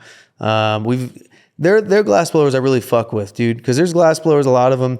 They'll work with you on something. As soon as they get a chance to go run off on their own with it, they will and leave you behind. Shout out to the homies from the past. Yeah, we know it too well. Yeah, dude, they'll fucking burn anybody for $1, right? Yep. But these dudes, through thick and thin, they've raised the price. Cool. We needed something. Boom. Like, we're back and forth. It's a really dope situation. They've been willing to work with us the entire time, and they've pivoted and done a lot of different things to help this be what it is. So. Yeah, listen to all the feedback. They don't be like, no, I know better. Like, they're like, oh, that's a good, all right, we'll try this. Whoop, whoop. It's a great relationship with them, and it's been going great. It couldn't have been easy to be like 8 hole, 12 hole, 14 hole, 16 hole. They're like, bro, shut the fuck up. Like, I mean, you know, honestly, because it's like, bro, how many, and it's dope that you have the relationship where you can be like, we need to keep evolving it, because also some people want to, once you get a winning hit thing, just produce it. They just want to go, and you're like, no, we have to constantly evolve this thing. Well, it's a team, dude. We tell them like, hey, these 7 holes are clogging. We need more airflow, but we don't want the big hole. What can we do? Maybe more holes, whatever. And they go, hold on, let me cook. And they go and they fucking come back with this dope ass 14 hole one. And like this, we talk about, yes, we run it. It fucking changes the game, dude. Shout out PF Yeah, shout out. We have some other dope designs dropping soon. Don't forget about 3, First Smoke. Version 4. Yeah, I know, right? And for those of you that don't know, that's 2 guys. Yeah, 2 dudes doing everything, working 7 days a week, Yeah, 12 hours it's not a day. A factory of a bunch of people fucking all pumping waking these hours. out. So they're made in the U.S. Yeah, they're made right here in Northern California. Yeah, no fucking China glass. We were thinking about doing a China glass, donating $1 or so from each tip that sells to the American glass blowers so that you can support American glass blowers and buy some cheaper China glass at the same time. Bro, dude. that is hilarious. Stay tuned for the improper doink tips. That'll be the only glass tips worth rocking pretty soon. Okay, we're coming after the China tips now too. That is awesome. The improper doinks tips will be China tips that support American glass blowers. But we're gonna put it off on Dave, so he has to take the hits for any negative comments that we get. we can't be associated with anything improper. Yeah. But no, just trying to make at least even those good quality for what you get. What's up with this Be Real thing? Oh, dude, we're hyped. I mean, what is it? He loves the funkies, but it's a trifecta thing. So basically, tomorrow he's gonna be guest judging an episode, the finals of the Biscotti versus the Brainwash, the Arizona finals. He's gonna be guest judging that at the Be Real studio. Yeah, but on our show, we're going live from his studio on our show. Yeah. Before that, their page just got suspended, so we don't know. We're gonna see when it comes back. Can you imagine though? Sorry to interrupt you, but people 830K subscribers, and also like being Be Real TV and being who you are, and then Instagram's like, oh, dude, they're violent. YouTube, I think. Yeah. I don't know. It could be Instagram. I don't want to say. I think it might be YouTube though. But either way, we're gonna do our show. We're gonna see what's up with theirs. It's probably Instagram now that I think about it. But nevertheless, bro, like first go on there. I want to see like how do they usually smoke? Shout out Blaze. You know, he really cares about the smoke quality. I don't know if you've seen that clip, them talking about it. They give a fuck about smoke quality. So we don't just go after whatever celebrity as a guest judge. We try to find celebrities that understand the concept of smoke quality, because our job as an organization, right, the UFC of weed, is to fucking get eyeballs on the organization and the people competing. That's our responsibility, is provide value in terms of promotion and get as much value to the brands as possible for competing that are smoking. So, but we don't want to whore out and get some fucking guest judges that don't know how to smoke and fuck up the doinks and give a dumbass opinion, and you know what I mean? Like, can't really give good feedback. So it's sick that somebody like Be Real, who understands smoke quality, in the glass tip game already with funky feels, is dope. Have you guys, you got to hang out with him yet, Paul? He's so chill. I grew up listening to that dude's music since I was like fucking 10, 11, dude. It was the time I came to LA and met you, but he couldn't make it. I had some family shit going on with kids. What was it like meeting Be Real? Like, bro, he's the most humble, down to earth. Like, I'm sure he is. You know, when you walk in and you can tell somebody's got shit to do. And you're like, fuck, dude, let me keep it short, because you can already tell. He's like, dude, all the time in the day, what's up? Sat down, boom, boom, super humble, super chill. I've never heard anything else about him either, so I'm hyped for the episode. I give him all the praise in the world when I had Kenji on, and Kenji's telling me, and now it's been traced back to multiple growers who were like, I'm like, oh, where'd you get your original OG from? And they're like, from B. And I'm like, be who? And they're like, no, Be Real. And I'm like, Be Real had to grow. The Be musician. Easy? No. Yeah. But it's just crazy to me that like, dude, they don't have to do none of this. He's a Yeah, famous musician. But he can fuck everybody He off, has dude. a role in this chapter of cannabis in California that his role isn't just like a couple people. The people we know is the people who brought OG to SoCal and to California. Those guys are like, yeah, Be Real played an integral role in part of this. He should be though, dude. At the end of the day, Crazy. he was one of the first fucking rappers, rap groups, I should say, in the early 90s to fucking just come out and rap almost all the time about weed. Like almost every song. They bring a 8-foot bong on stage. Yeah, I mean, constantly. That's what they've always been about. So it's dope, and it makes sense that Be Real has a place in this fucking this culture, in this market. He should, dude. He's fucking shaped the lives of a lot of people that are in this industry right now. It's cool that you guys are embracing him and that it's this like dope collab between Funky Field Tips and you and Proper Doinks. Well, dude, I want to tell you about that. So we're going to have 2 different things going. We're going to have an auction tip, and I'm not going to say what's happening to it yet, but let me just say this. It will be the most epic tip ever released to the fucking public in history, in the world. Mark my fucking words. This shit's going to be... The plans we have for this collab tip between PF, us, and Funky Feel, bro, just wait. That's going for auction. And then we're doing a production drop. It's going to be half Funky Feel on the mouthpiece. The other half is going to be our tip fused together. So you have the Scooby Snack blocking multi-bore with their mouthpiece as the little double fucking threat. You know what I mean? But stay tuned for the auction piece. So production run of that, limited drop of that, probably 100 of them or something like that for the first ones. And then the auction tips. Where were those drop? Oh, and by the way, Toro. What, the actual, those will drop on our site. I be able to? On our I'll site, be able to on our get site, that. yeah. Okay. So Toro is going to be making the Funky Feel half of it. Yeah. Attaching it to the, and then the other names I can't Shout even out say Toro yet. Glass. Shout One of the out most Toro. gangster Fucking Our Hash sponsors League us on the Hash sponsor. League. Yeah. Yeah, sponsors Yeah. us. Fucking shout out Even Toro. cooler. I didn't know that. Inventor Yeah. of the slurper, by the way. Okay, for anybody that had that fucked up. Yep. All right. And and the inventor, I believe, of glob mops too, for anybody else who had that fucked Well, up, right? the Q-tips for Yeah. the fucking slurper. Yeah. I don't know. I maybe I should know that if they're the sponsor. But Could have sworn on the box I have at home it says JP Toro glob mops. is it the brand Glob Mops though? Man, that's something. Listen, I'll it's have to something look. I commend glass blowers with is that like they took charge in their industry and started inventing all these products around glass blowing, and we see all these glass blowers now with companies like Q-tips and I mean digital thermometer, every purposes layers for different and things. Yeah. And I'm like, who owns this? And they're like, oh, that guy. And I'm like, oh shit, the glass blower. And it's like, no, but for real, it's just unbelievable. And it makes me think parallel to cannabis a lot about lighting companies, nutrient companies. Yeah, who would know more about what we're doing than the guys running the show? Right. So for them to say, you know what, I wish I had this product, but there's more red light in this spectrum, or I wish I had this nutrient company, but my kelp was sourced from cold waters, or all these are pressed cold, or whatever the little nuances that you think, if I just had this, my shit would be better, or this product would be better. So they or go this, invent it.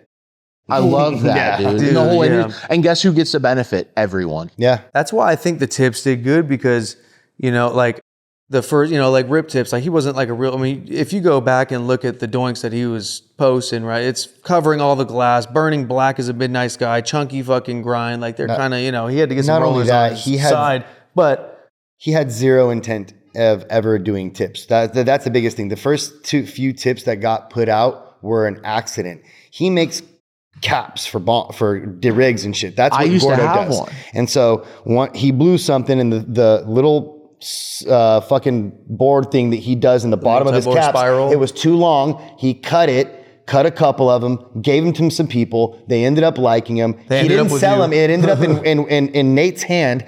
I see it. I start bugging the fuck out of him for like 3 months in Gordo's DMs. Bro, make more of these. I'll buy the whole lot. I don't care. I need these tips. I need these tips. He didn't want to do it at first. He didn't come from that from a place of passion.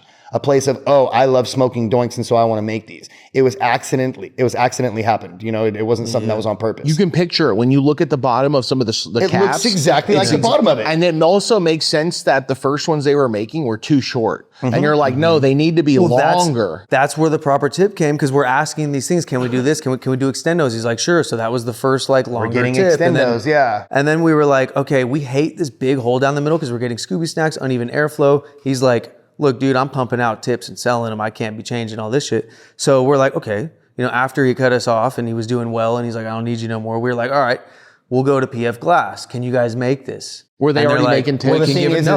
Never thought about making it. So you just met them and they were making bongs. You're We like, came to them as a Jordan manufacturer. introduced us, Yeah, through Jordan, we're like, yo, can you make this design? Because it's kind of like the rip tip, but we don't like the center hole. We need it longer. We want, you know, to be more airflow, et cetera. And they're like, when they started being dicks and stopping that, like we had already built so much traction just from the few drops that we did with them. Just we the had 2 so many drops, people in our 100 tips DMs. or so When's the next sell drop? like When's that, the next drop? Little do they know, we don't have them being manufactured anymore. So we're like, we have to fill this void. Yeah. Like we can't just let all these people DM us. They have money that they're trying to spend with us. We brought our customers over to his page.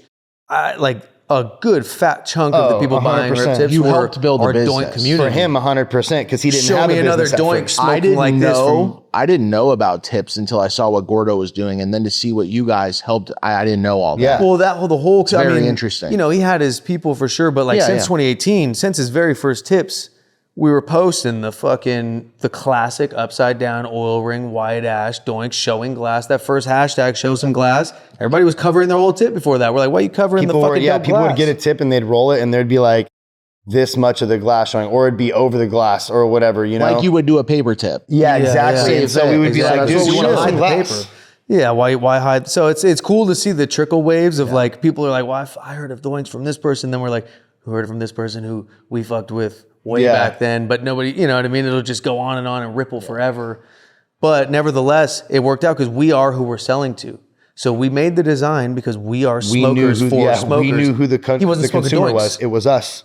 He was maybe taking dabs. I don't know what Rip Tip was doing. He wasn't rolling and smoking Doinks. So how could he get obsessed with the little nuances? Same with like, you know, there's a lot of companies that like their tips are for blunts, you know what I mean? They're fucking great for blunts. But if you're not rolling Doinks all the time, looking at all the tiny little nuances, trying to perfect it, then how can you design a product that works best for it? So like and most people that guy who probably creates that, I'm guessing is a blunt smoker because it would make sense then you create blunt tips. And they crush in the blunt community. Our niche is Doink community. And these are the most fucking ergodynamic, fucking efficient, performing glass tips, we believe, in the fucking world. I don't think anything comes close. And it's just like you said, it was made from a place of passion for somebody who was actually in it. It wasn't somebody that just sat there and was like, oh, I should do this. They'll like that. Stay tuned for V3. Yeah, because there is coming something soon. slightly better and it's dropping very soon. So stay tuned for, and V4, but that one's going to be just auction only because it's insane to do. But a lot of things, we're never going to say stagnant, dude. If it could get better, we'll try to make it better. What's it like being partners with this dude? It's fun. It's a lot, right? That's a good question. It's fun. It's definitely fun. It's fun for sure, but there's times that it's like, okay, hold on, slow down for a second. Neck, Put on the neck, let's run, dude. Yeah. I get around him and he starts shooting ideas my way and I love it because but man, he keeps me young, dude. Ooh, I'm like, dude, I look at him like, damn, dog, you got it in you, man. You got that grit in you though, to where it's just it's relieving to see the passion and then to see the go. Yeah. Like you guys, man, you get on planes, you move around. You probably have done so many interviews now and you've linked up with enough people where you know how big of flakes people can be. Yeah. And just in life. And it's crazy because dealing with you is so refreshing and certain people in the industry where it's like, yo, what are you doing next Thursday? It's like, oh, hey, want to record? Yeah. 11 a.m. Yeah. You want to do 3 different things? Yeah. I'll record for like 8 hours straight. Yeah. Let's do that. It's like, done. All right. See you then. And I don't have to text you and be like, hey guys, you guys make your flight? Yeah. You on time? No, he hit me the second he got off the phone. He's like, 22nd to the 26th, LA with Lance. I was like, dope, cool. Yep. Got to leave a day early. Whoop, whatever. It's how action happens. So that's how you build a company. That's how you build I would say a reputation. Yeah. I saw a quote from one of the sharks like hell long ago when I was really young, and it was like small companies got to run fast and never stop moving and constant. Like you can never get stagnant, and that's just how you do your thing. And it's like our mission is like 2 things. Mainly, actually, one thing is to spread the idea of connoisseurism in cannabis. right? Through the constant pursuit of perfection. You'll never reach it, but constantly pursuing it is going to have you realizing so much shit. And so it's like the faster we can get that out there, the more naturally the right people in the weed industry are going to win, the right people in the glass industry are going to win, and it's all going to be like less marketing and more performance. And I feel like that's the healthiest market there is when nobody's getting duped off of that shit. And well, let's be honest too, we're the ones winning as well. You know, when we first started doing this with these competitions, Yeah. they were rough, dude. We were getting a lot of booth. 8 out of 10 was sent booth, in, dude. and now we were talking about the dicks. other day. I swear, I could look back at the last 4, maybe 5 full brackets that we've had, and I don't 25, think 35 people. and I think we've maybe had 1 or 2 things that didn't fucking chalk out to at least be Maybe good. 4 or 5. Yeah, to at least be Maybe good. 4 or 5. You know.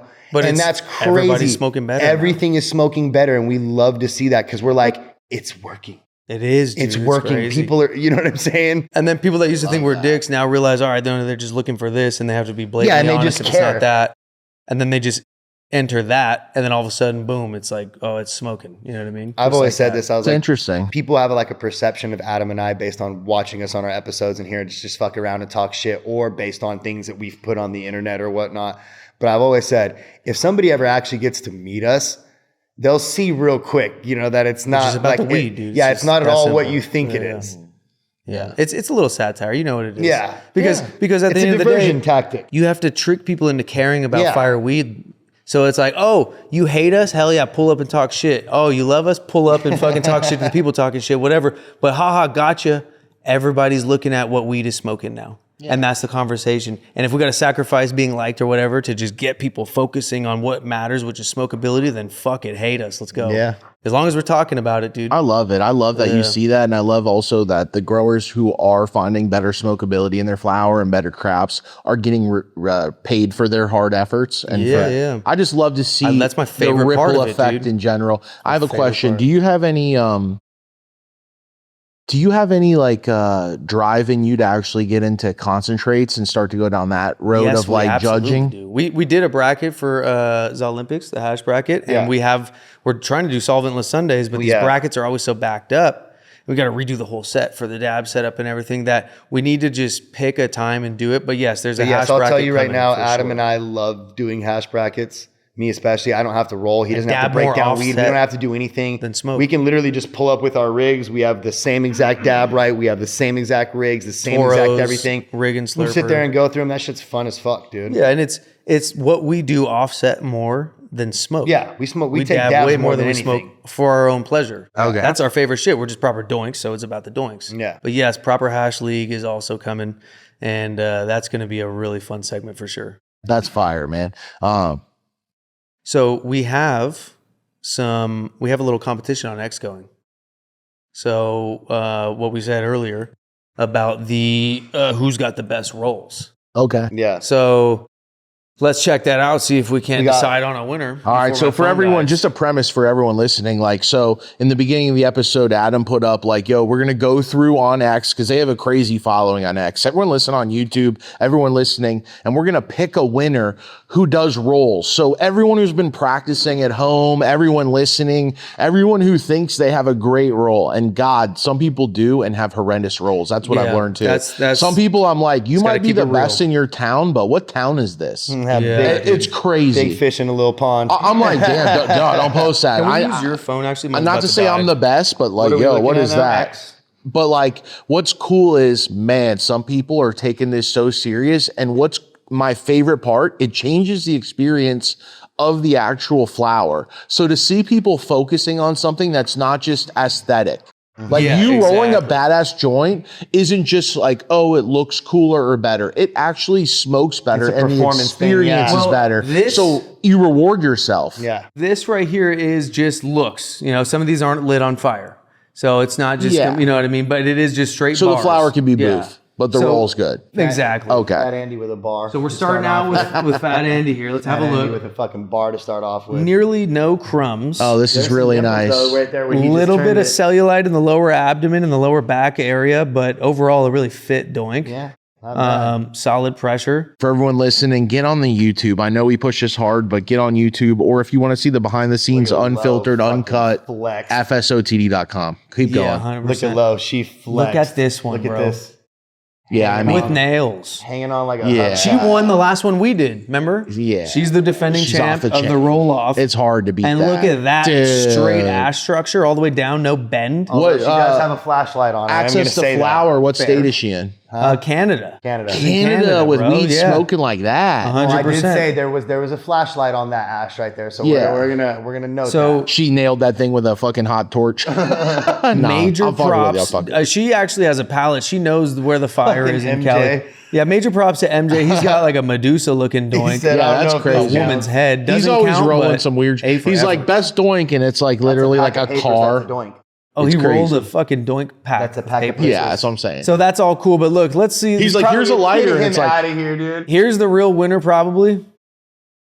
ooh. We got Dave. Improper doings with the most ridiculousness. I mean, that's the most liked one. Look at this Hot shit. damn. Look at this. Look at this. Yeah, it's- A triple decker, dude. that's crazy too to match the top cone with the bottom cone to roll into the next cone. Yeah, it's Yeah, really being hard able to to do. grab doinks and put them together and be like, these tips are perfect. These that's are gonna work. crazy. So this one, yes, that does count, MJ. That's a fire one. So far, it's between the female who had the unbelievable roll, Yeah.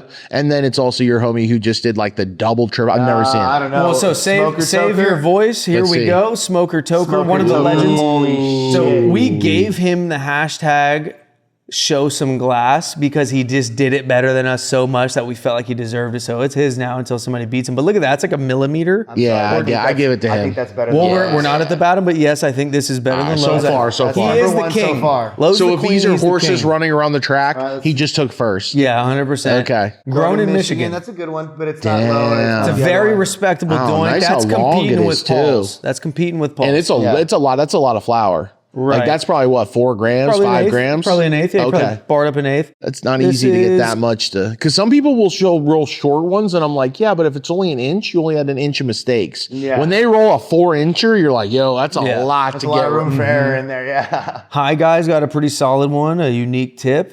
We got Look at how many people entered though. yeah. And We're just not that even little close to the bottom. We're gonna have to run through this, bro. So for everyone listening though, and we're watching on YouTube, your session with us, you're hanging out. When you go on Proper Doinks X, which is AKA Twitter, and you participate though, we pick winners, and you can also see people from around the globe participating. Like it's so globe, sick, yeah. and it's like tons of people, girls, guys, Got everywhere. Michigan back in the house here again. Yeah. My weed stuff. Look at this fucking. I mean, he's got bars. I don't know what Hella tip dope. that is, but look at how it's smoking too. I mean, these guys know fucking. You know, he's Oh, dude, he's got some bars. Yeah, I mean, does have the flashlight, but you know, nevertheless, that's fire, bro. not bad from PRG1.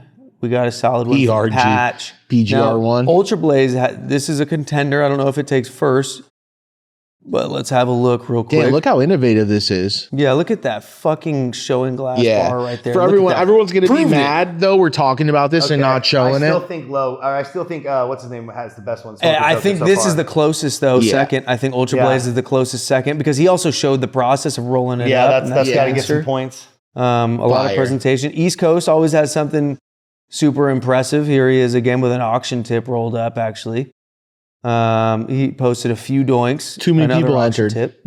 I will say the craftsmanship on the others, auction tip or not, auction tip extra points, but not for the giveaway. Dijon. Let's see. Emilio's got a cool one. Hella entries. Oh, a lot, dude. Alien Tech has a really solid one. Not showing too much glass, but very clean. Squirtle rolls and other. What makes a clean good roll multi-board. while you're going through these? Even pressure all the way through top to bottom. So we're not looking for wrinkles. We're not looking for veins. What if there's a crease? all You guys, aesthetic. you're talking about uncreasing Yeah, it? when I did my thing, I went like this when we just did the art of the roll. I'm We give got you to the guys some bottom. game. When I just did the art of the roll, I said the first thing I do when I pull the paper out is I take the crease out. It's But the do you- first thing I do. Let me ask this, Paul. Go Yeah. into an uncreased paper like the fatty, Even or pressure will take care of the creases and the wrinkles, though. Yeah. but do you like then still that light crease still left in it, or would you It go doesn't to a bother paper me with because it that? won't be there when I'm done. So it 'Cause doesn't it's so bother tight me. that Yeah, it won't be there when I'm know what I done. mean? But once I it- just want once it, I it's- don't want it to be when you dramatic smoke it, on it there. could And if I leave it the way that it comes in the booklet, it's like a dramatic crease. be But better if I without do it. this, yeah. That's what I was Because going to it ask. does, once you hit it, you know how it kind of fucking sucks Yeah. up a little bit? It can reappear there. So yes, Yeah. it would be dope to have a creaseless It's just one. interesting to say like it could still be innovated upon. Yeah, The 100%, rolling yeah. paper space, there's still a lot of innovation. there's Especially room. with Josh in the space, how you still have innovation to be done if Josh is involved. Yeah. He's always fucking innovating something. You seen his paper Constantly, collection, yeah. dude? Yeah. I know you did. That thing is I mean, insane. he has a room. One of the coolest things I thought. Nobody that- cares about papers more. I don't give a fuck. And people, anyone listening, you got to see the video will be out by now. So go watch the us Yep, in that's the bottom. Spain, Smoker Toker in wins. Barcelona, in the raw rolling paper where they do elements raw, everything by hand. And we go through the whole factory with Josh. We spent a week with him and it's out now. So everyone Dude, listening to link this, it right here. I know, but unbelievable behind the scenes. It's the only video on the internet. We literally looked through the whole internet and we're like, there's no other videos anywhere that show any of this. And so we've seen people say, oh, I went on a tour, or they show little bits and pieces, but not in depth like this, not for a full day. We spent a week with him. We got bits and pieces. We went to 400-year-old factories and mills that were abandoned that you had to like literally, Josh is putting a hard hat on. And I was surprised he's climbing through shit that I'm like, damn, are you for real? Like for even me though. And I was like, and I grew up in Kentucky, like going through the hills. We would climb to, I won't get into it, but it was just so cool to see him in his element. And then he's talking passionately about these places being like, man, this is how every this, detail. this is how this place went out. And see that's a shelter over there where in between the mill during World War II, they would run in Yeah, I there while watched they're that, dude. Yeah. getting bombed, and just like really cool history. And then to see in this little village up in the hills in Alacoy or something. it's Alicante, but it goes out to Benimarfil. So in Benimarfil, Spain, up in the hills, hazy, tiny little village town, elements, raw, bamboo, you name it, big factories, all that run. And then you go in and you realize, dude, there's a room that's maybe 20 by 20. Every single paper, millions go through that room, and every one of them sorted by hand. Wild. You would think it's this massive, and then every room is controlled environment-wise, heat-wise, temperature. It's just, we got to sign this machine. It's so dope, dude. And you guys are going to go there next. I just know that'll be an opportunity you guys get to seize with everything Told coming us that up. he wanted to take us there. It took us 2 years to get, because it's a big trip. Bro, if it wasn't for the pregnancy and everything, dude, Yeah. I would, but it was just so hard to leave wifey at home, dude. What happens when you got to open the pickle jar? No, dude? no. You know what I mean? Even right I don't even now, know what that dude, means. There's something. If just she open can't a jar. open a pickle jar, and then she needs you to open it for her? I thought that was I was waiting for the metaphor. I'm like, No, damn. it's just He's little like, things bro, you're just that- out there opening pickle jars? What are you easy, doing, hard dude? things to do, but when I'm not home, it becomes a pain in the ass, and it's just tough. You know, I was like, is that making another baby reference? I don't know what that is. She's 8 months now, dude. So even leaving Okay. right now, I'm like, okay, I gotta get back. You know? No, 100%. I just wanted to dive into yeah. like how sick. And then, I mean, Josh is over there, and I mean, I can't imagine another person who's more dialed than that. Nobody dude, could lead when that he's- company like No, that. nobody could do what Nobody he could does. do that. This yeah. is why this, and we Spend did an hour this. with him and argue with He's me. showing You know what I 7 different, this color right here for Elements Phantoms. He's showing The new one is different- darker, yeah. Yes, and he's literally like, oh, but I like this. And I just had to be realized this. You know how what I mean? hardcore he is about just color palette once he's perfected the actual rollout of the paper, and then why the paper is a new paper. And it's so dope, man. Yeah, But no. Shout out Josh for with sure. what you guys got going on now, what should people pay attention to? Where can they find you? Because you just got deleted. You're still on Terp Connoisseur. I had to We just create a got new brought one. back. We all got deleted. My Terp Connoisseur, everything got deleted. Our So main page that got new deleted, Terp yeah. Connoisseur is a new one that I had to create. So my old personal, all of our shit got taken. Our main 50K I would say account's this: gone. if you want to follow us on IG, cool, please do. Doinks It's TV. awesome. But follow us on X. Follow X us is on the spot. YouTube. Those are the places where you're going to get content daily. And Dude, X when is are we getting always the gonna have website, everything. dude? When are we getting the proper Doinks TV website where it's like a TV channel that we get to see just Dude, honestly, uncensored? We need to go talk to Netflix. Is what we need to do. yeah, we gotta get our fucking. We gotta get more people giving a fuck about how weed smokes before Netflix is involved. But yeah, I think maybe we'll drop a little hint that there may be something coming soon between the three of us potentially. Could be interesting. We'll see. Let me ask this: has Burner reached out at all ever? No. Nope. That's No. really We haven't always had the interesting. nicest words for cookies as a brand, and they may take that personal. Totally not personal. It's just the weed itself. You know, there's 12 fucking however many people growing it. It's different. Who knows what we got? Yeah, Versus but he somebody knows else. that. And he's told me, like I said, people he's take reached things out in personal, DM and been like, hey, if you're going to go to Judge off at Maywood, which Maywood is their like the mothership, their starship, which makes total sense. But it's just interesting to me because like and people are going to hate me for saying this, but like he's a pre-authority. A lot of people do look to him and like with his oomph and creative house. Have you seen the creative house he built and all the cool shit? He's an absolute fucking marketing fucking phenom, dude. So it's interesting to me that we haven't collabed because like us, like I just love how you and I collab and we'll even talk about ideas and I try to push you towards certain things I think are dope that you do.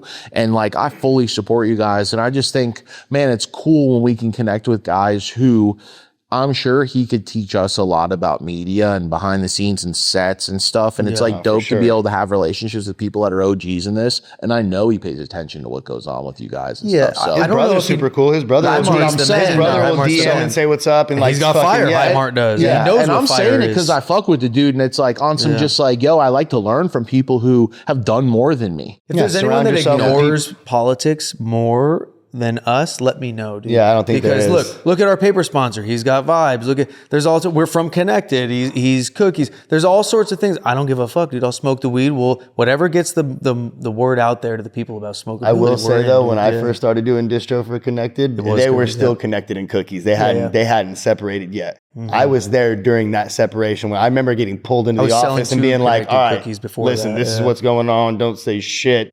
I should be like, all right. Was that Paul? Was that the best collab ever? I mean, is that when I think that to this day, I think to this day, there's a few collabs that can be named as some of the ones that are going to be the historic ones of history. I believe that that's one of them for sure. Which is what Cookies Connected. Cookies Connected. When they were together. Yeah, I believe Wizardtree's Doja is going to go down. Yeah, I believe that Dio Wizardtree Doja collab will go down forever. There's certain ones that you just know have made their mark on the culture to where you know like that shit's going to withstand time. You know, like for sure. Like that. Yeah. Yep. Shout out Kenny Powers as well. Yep. I think you can't deny Cookies or Connected on their own or together. Each situation, Connected on their own is on Mount Rushmore on their own. For sure. Cookies is too on their own for impact. But when they were together, put a third head there. Yeah. Multi-headed beast. You know what I'm saying? Like they fucking could be three of the however many. And you heads know what? on I can take it back even further too. I'm going to say one more that's going to go down forever. One more that will go down forever will be Jigga and Sherbinsky. Yeah. The Jigga and Sherbinsky, that collaboration of creating Sunset Sherbet and getting into the gelatos and all that, like that's going to end up being one that's going to go down as well. Yeah, I want Jigga back. I want him back in the industry, and I want him to be present. Like maybe he doesn't want to be, and that's fine if that's his wishes. But like, man, we got lots of love for that dude, and like, you know, I can give a fuck about that whole Candy Rain debacle and all that. Meaning that I outweigh caring that much about, I think we can forgive someone for a fallacy or an issue or a hiccup. So I move past that and I say, yeah, dude, I bought a bunch of seeds. I still have London Pound Cake, the first drop that they did. And like, those are good seeds. And like everyone, I mean, things happen. So, and people fuck up and people lie and dumb shit happens. But like, can you erase someone's history and how dope they are as a person and wanting them in the industry? John Jones. One mistake you never, all of us want to be able to have the grace ourselves though to say, damn, if I did mess up at some point, I'd love to be able to redeem myself and be back into it. And I just think, man, I want to talk to him about cookies. I'd love to ask if it is a bag seed. I want to know about it. I'd love to hear about those first couple crops, but just knowing the guy who created probably one of the biggest waves, if not the biggest wave in cannabis in the last 50 years, Cookies, Jigga, and then to move into it to say Sherbinsky as well with Sunset Sherbet, Gelato 45, Gelato 41, Gelato 33, Gelato 25, Acai Smarties, fucking Guava, fucking, I mean, like the list goes on, fucking Gushers, fucking. That's 85% of what we have in the market today is spawned from that. It's all spawned from that, exactly. And I think that he has made such an impact on this industry that I don't think one small mistake or whatever you want to call it that happened is going to define him at the end of the day. I think at the end of the day he'll be defined as what we're talking about right now. That's what people will remember him for. There is one more person that has to be mentioned, and the list would not be complete without Turpogs. Oh, 100%. Skittles crew. Yeah. And that's, let me- but that's all of them. That's going to be, because look, once again, we're not going to get into politics. I'm not going to get into Well, no, I do want to ask you this. I'm talking Brandon and them together. Yeah. I'm talking when Skittles first came out. Yeah. When it was still them together. It was Turpog's third gen family farms. And when it was that was when, to me, like Dying Breed Seeds, the whole collective. Let me play devil's advocate though. That was obviously, it's kind of like together and standalone in the same way as Cookies and Connected and separately. Dude, separately, Terp Hogs ran that name up so 100%. much that they got sued for it. And who took the burden for using the name Skittles? Nobody else. Terp Hogs took that burden because they were the ones pushing the fucking issue on that, the heaviest, you know what I mean? And the most at scale, I feel like, from observing, like, that's how I feel at least. One of the biggest Observing it. runs. And at the same time, let me ask this.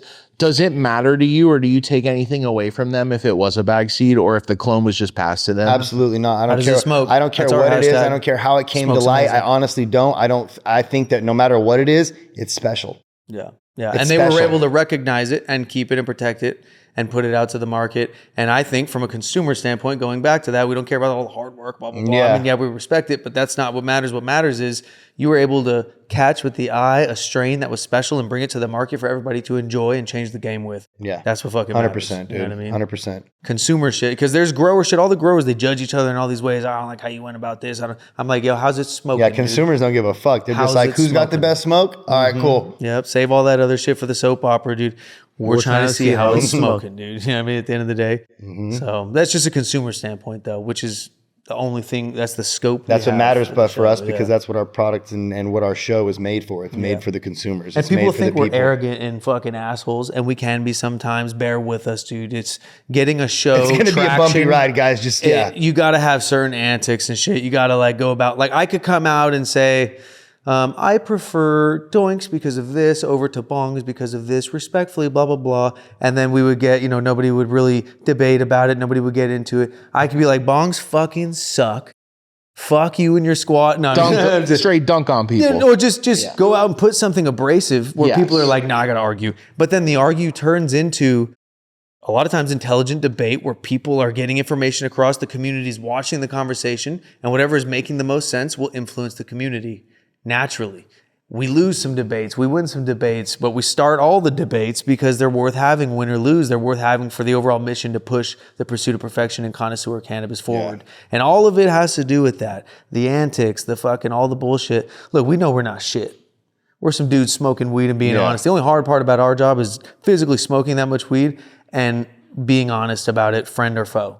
Well, let me That's parallel the this hard to you part. then, Adam, because we talk a lot about UFC and we talk a lot about fighting and antics. Would we say Conor McGregor and all his antics pushed MMA forward? Yes. I think it pushed MMA forward, and I think the biggest thing that pushed MMA forward with that is that he backed it up. Now, if Conor would have came in talking all that shit, okay, so let's put this in a grower standpoint. If a grower comes in talking all that shit with Like fucked Colby up Covington? batches, it's like, who the fuck cares what this guy says? But when you come in talking that shit, and then we roll it up and it's fucking smoking, yeah, you're going to we make like some those noise. guys. You're going to make waves in the industry. You're going to make noise. It's like up the hill, dude. We like those guys because Yeah. they piss people off and people are hemming and hawing about them and this and that. But guess what? They got fire. Everyone tunes in to see him. People hate Be Easy. He's 2-4. He doesn't even have a good record in the PSL per se, but he's always down to throw down and he always gets the highest views because he's just like Jake Paul. People want to see him lose. Some people want to see him win, but everybody tunes the fuck in to see what's going on. And at the end of the day, gotcha. Now you're watching a show about smokeability and we're talking about what smokes. You don't agree with me? Cool. Argue with me in the comments. As long as we're arguing about what smokes and not how pretty it was or some dumb shit. That reminds You know what I me of mean? what you were saying earlier about, up the hill. And we've had the same conversation with other people, running it up after the show, absolutely running it up for your, your specialty or loyalty, whatever, shows that you do where they have to pay to get in. It's like, that is the best form of marketing that you're ever going to get, like, especially for the price that you're going to get it for. Yeah, my thing, dude. We charge Like so cheap. when people are like, dude, $710 $710 to come join 420. your shit. And we're like, bro, do you Show know what me where you happens can to do these better. winners? Show Like- me if you have fire, Yeah. asterisks, because if you don't, it's the worst money you'll ever spend. I promise sure. you that on our show. But if you have fire, show me a marketing strategy, ads, influencer, this and that. Show me where you can spend $700 And get that. more outcome if you have fire weed. and have it affect the community and the marketplace more and drive more sales than a fucking episode, let alone a bracket with 5 fucking episodes. I'll wait. When we had Yacht Club on the very first time and nobody had heard of them and their shit's smoking, you should see the comments. Whoa, grab it now. Price is going up. Yeah. Everybody's just like, boom, boom, boom, boom, boom, boom. The chat just goes off. And it's because of demand sometimes too. People are like, oh, they're raising, that's fucked up. They raise their price. No, they're also, it's just sold out. So like, go get it. But it's just, some of these people too, they know what they have, but they have zero marketing, or they don't do this, or they don't like. If you would ask up the hill, it's like they don't have a business sense. People want to see you not make money, so I would. Okay, well, that's already happening. So yeah, exactly. People just don't. I would rather you do things that are organic that you want to do. I'd rather you talk to people you want to talk about, because look at those are the ones that come off dope, and you get these dope back and forth conversations with. When it's somebody that you really don't want to be in the room with, and you're just in there because I won't do that. Yeah, well, let me ask you this. That's going to be awkward as fuck, dude. Nobody's gonna want to watch it. I've never done one episode that I was like, this is whack as fuck. Yeah. I honestly, I've done an episode or a few where we got into a convo and you realize the person is just not a great conversationalist, or they're hella nervous and like, damn, this person's great outside of this and have great stories. And then they're like, they get on microphone and they're like, we've had it. We've witnessed so it. people have to give grace to that too. They know, like, not everybody's a speaker.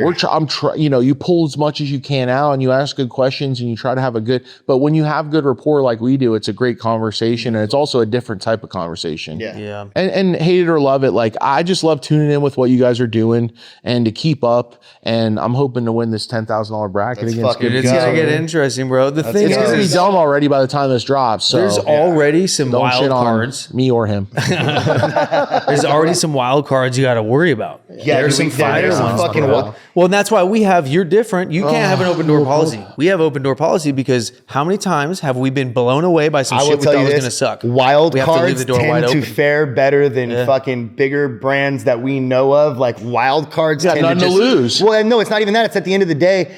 How would you be somebody who's unknown, that confident to spend your own money to put it in on a show unless you really know that what you have is absolutely knowing what happens smoking? If not. Knowing it's going to be so bad for your brand if it doesn't happen out, or if it doesn't turn out the way you want. That's why we keep it cutthroat, because we get hundreds of people a week DMing. I don't even check the DMs anymore in the request, because it's just like, how do we get on the show? How do we get on the show? It's like, yo, go to this link, pay this fee, which is, depending on what you want, $420 to $710, right? Probably 2026 we'll raise it, but for now we'll write it out on there. And that cuts out 80% of the noise. Yeah. The 20% left is people who aren't fucking playing around. They're either delusional and have some extra money, or they have fucking fire and they know it. It's one of the two.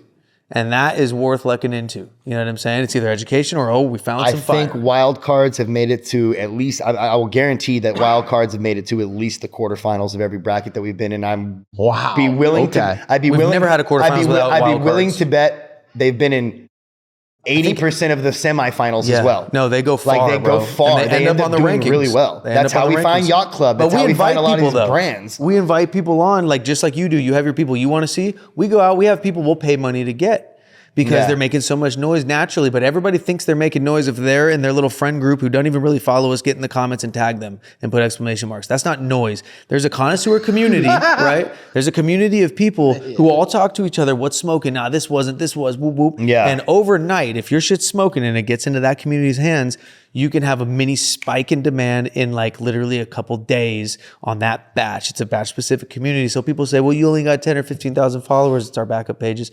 Well, okay, but that's 10 or 15,000 people that actually give a fuck about the best smoking thing out right now. So it's like that niche is already small to begin with. So if it's that many people focused on that, that's why people see all these fucking waves after an episode, because it's like, it fucking matters. That community talks. And that information within the connoisseur community getting out so fast, there's a reason behind it. It's because every single one of us, anytime we call each other, what are you smoking? Yeah, 100%. How's it smoking? Dude. It's the top fucking problem of the day. And so it's really easy once it gets into the hands of like somebody that's in the circle to just spread like wildfire immediately. The internet's made it no longer a circle, but it's a country network of like hundreds of different smokers that all have different levels of respect, credibility among other, you know what I mean? We're on the show smoking something that's like exclusive to Cali and getting on, and then Ultra Blaze, who's all the way in New Jersey, will be like, rolling some up right now. Yeah, and Smoker Toker, what's it called? Drew is sharing. Will be in Sharing another will be country all the way with in it. fucking England. You know what Fucking I'm saying? That's People in crazy. Germany Yeah. are like, we got that out here. It was blowing. We smoked and it's the- this network, dude. What was it like linking up with that dude? We smoked the T-bone with Drew is sharing. sharing. Yeah, that's what I yeah. want to know. So the T-Bone from Tenko? It was Tenko. dope, dude. Yeah, it was fucking He's always fire. dope to do content with. Yeah, I Drew's like awesome. his Sick. stuff. You brought him man. on, right? That was a good time. or No, what? no, You we guys haven't been linked? with him yet. He funnels people over to us so much. Dude, that dude is so fucking dope. Dude, we'll be chilling in the middle of care a about the shit, same and then shit. people will come in and be like, just came from Drew is sharing.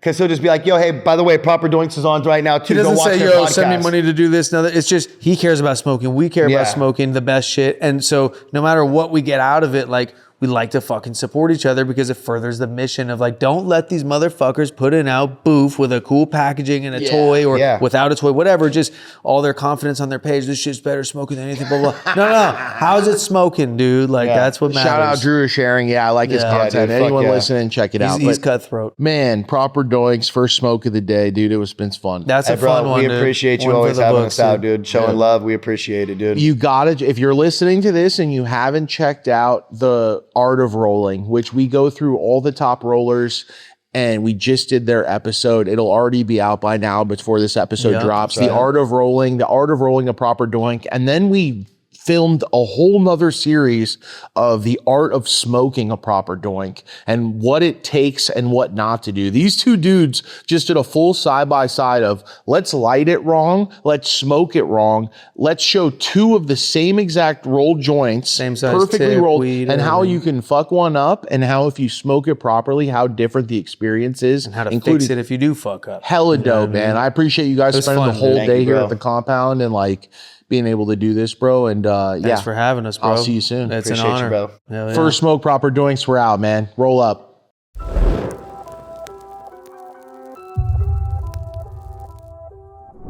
First Smoke family, if you want more video, unreleased content, stuff we can't put on YouTube, you want early drops, weeks and weeks in advance, FSOTD.com gets you all that. You become part of the family, you get hooked up with early content, you get unreleased content we can't put out on YouTube because we get age restricted and we get strikes, the whole deal. FSOTD.com gets you hooked up like family. But if you just want to keep watching, here we go. Let's let another one roll.